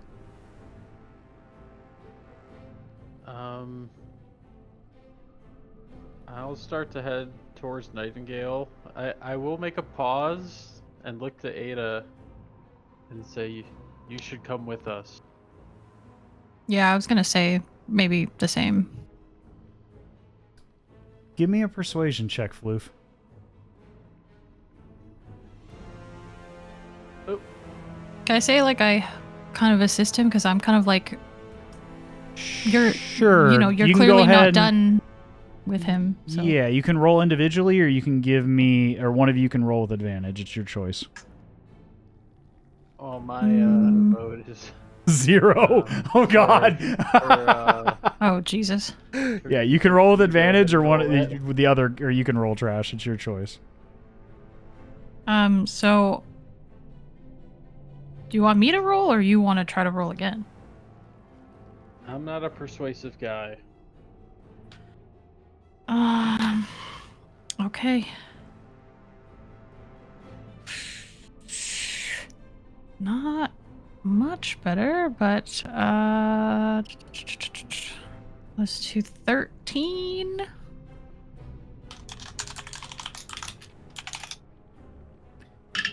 As you say this, as you run away, you watch as Ada grabs a glass sphere in her pocket. This darkened glass sphere. Not quite unlike the pearl that you carry, Trash. She lifts it up. I think not. My mistress has need of me still. And she crushes it in her hand. And shortly thereafter, you watch a similar sort of casting as this darkened door opens up behind her and she simply falls back into it and vanishes. Oh, we tried. You can say we didn't. Nope. Well, seeing that, I'm out of here. As long as I'll make sure Trash is also running in my direction. But I will get to Nightingale.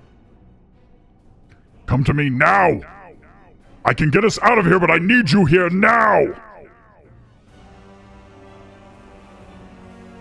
Trash, come on. I mean, yeah, I'm running. I'm fucking running. Okay.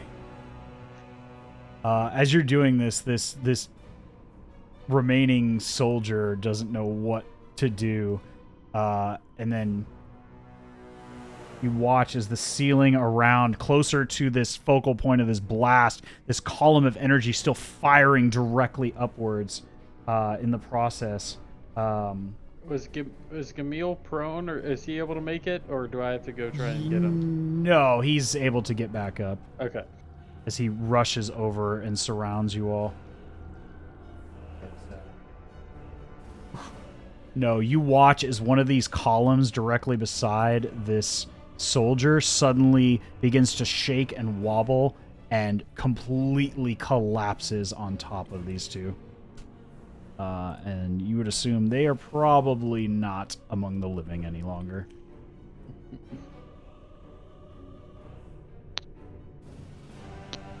Hold on tight. Stay close to me. You feel this energy circulate, this dark sort of swirling, shadowy, tendril-like energy follows around their wrist and their forearm as they reach it, and you watch this sort of tendril of energy begin to circle around your group in the process as they begin to swirl it around you as they cast teleport. And suddenly, in an instant, you feel all the air just out of your lungs as you are just almost sucked back into this singular point in time and space before, as you cough, and you find yourself standing on a city street. As you look around and try to gauge where you are, you look about, you look up, you look around, and you recognize this place. It's been several weeks, but you recognize this place. With a few key exceptions. Just a moment here as I clear that out. And I'm going to bring us to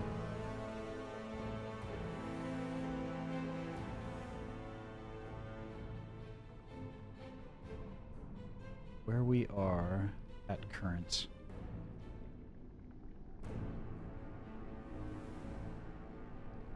As you begin to gain your bearings, you find yourselves looking about, and you notice some of the landmarks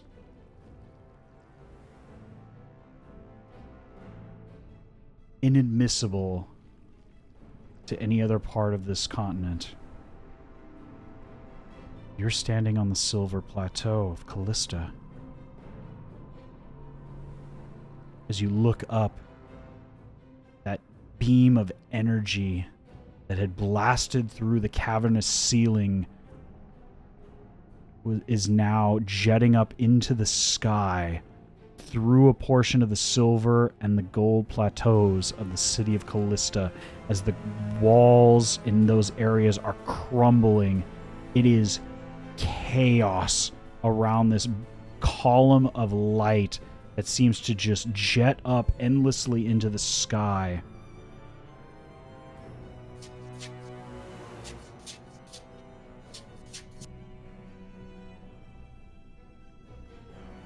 And at first, you're uncertain what is going on.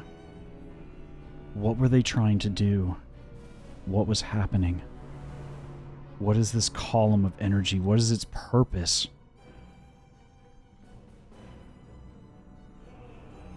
And at first, as you stare up and your eyes begin to adjust as this column of energy fires upwards directly into the skies above the continent of Irindal. The glow across the golden scale bay and the Sea of Tusk. A backdrop to the darkened horizon in the west of the Fidi Dunes. All the clouds in the sky parted by the sheer force of this energy. You would imagine it would sail off endlessly into the darkened sky and the worlds beyond this one, before it strikes something in the sky. You see this beam has just barely clipped some type of spherical object high in the skies above Callista, high in the skies above the continent itself. And for the briefest of moments, you swear you see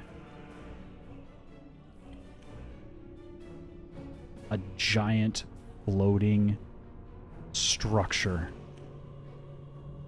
where the beam had struck it.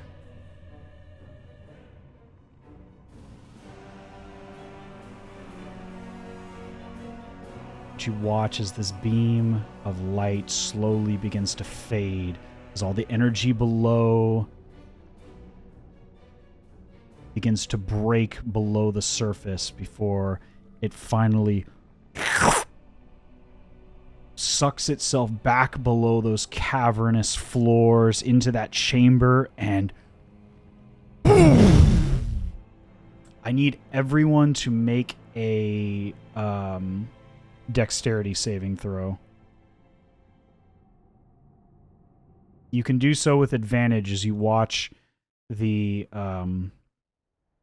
Dr. Nightingale throw up some sort of arcane magical shield above you all, but only in the final moments as this wave of energy strikes you all. I assume I auto-fail. I will allow you to make the save in this instance as you are surrounded by other people, but do so with a disadvantage. Okay. I rolled a 15 and a nat 20. All right. As I roll a dex save from the grave. You're unconscious. Yeah, not bad. Not bad. Okay. Just one sec here. Dr. Nightingale is going to use one of their legendary resistances.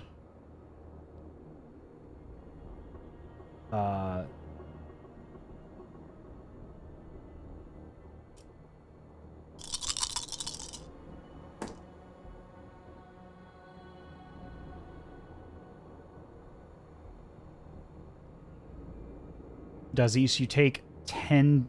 You take 10. Everybody takes 10 points of force damage, as you all succeeded. Dazes, that's immediately 2 failed death saves. Ooh, fun. Because it's an auto crit, so you still have 1 remaining. As you all feel the blast just barely get through this shield, and as you lose focus on this giant floating structure above the skies of Irindal, as the light begins to fade, so too does this object once more, just as quickly as it had come.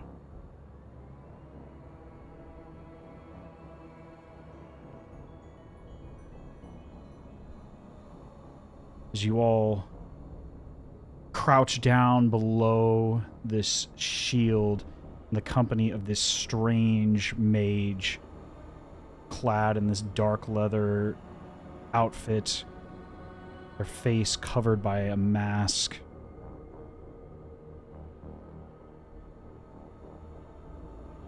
Your companion looks to be in rough shape. You may want to see to him.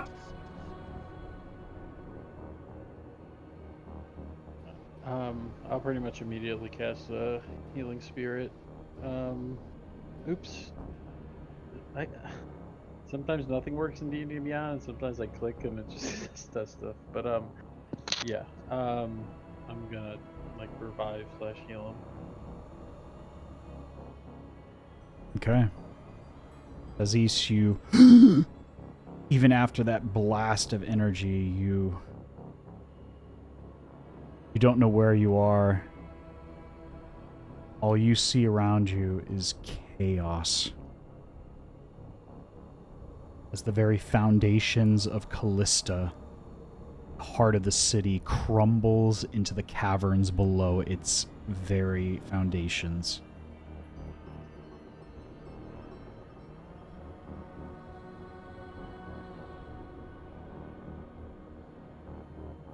But you also see on the Bronze Plateau And in the Iron Plateau,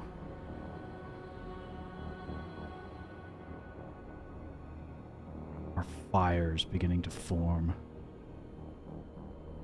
The city is in chaos. From this distance, you can see that knights attacking knights, guards turning on their comrades, and every so often you can see one of the intellect devourers scurrying about. You have no idea how many of these creatures had infiltrated the city and its people. Whatever was the intent may not have fully succeeded, but what was a success was the Jamila dynasty was left in sheer terror and chaos as its foundations crumble into the earth below it. And that's what we'll leave for tonight. Okay. No big deal. No. No big deal. Yeah, it's fine. Everything's totally fine. Totally Bruh. fine. Bruh. Dazes got real close to dying. Yeah. Yeah, that's That part was a little unpleasant. Also,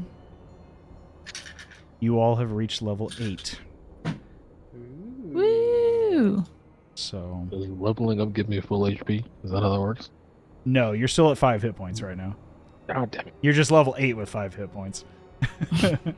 Well, can I get a hit die? Diablo. No, not necessarily. Oh, okay. It just Well, brings up so your we'll take max some- hit points. It doesn't bring your current hit points up. That's fine. I'm gonna assume we're gonna take some type of rest here, please. Who knows? You are surrounded in a city on fire, tearing itself apart.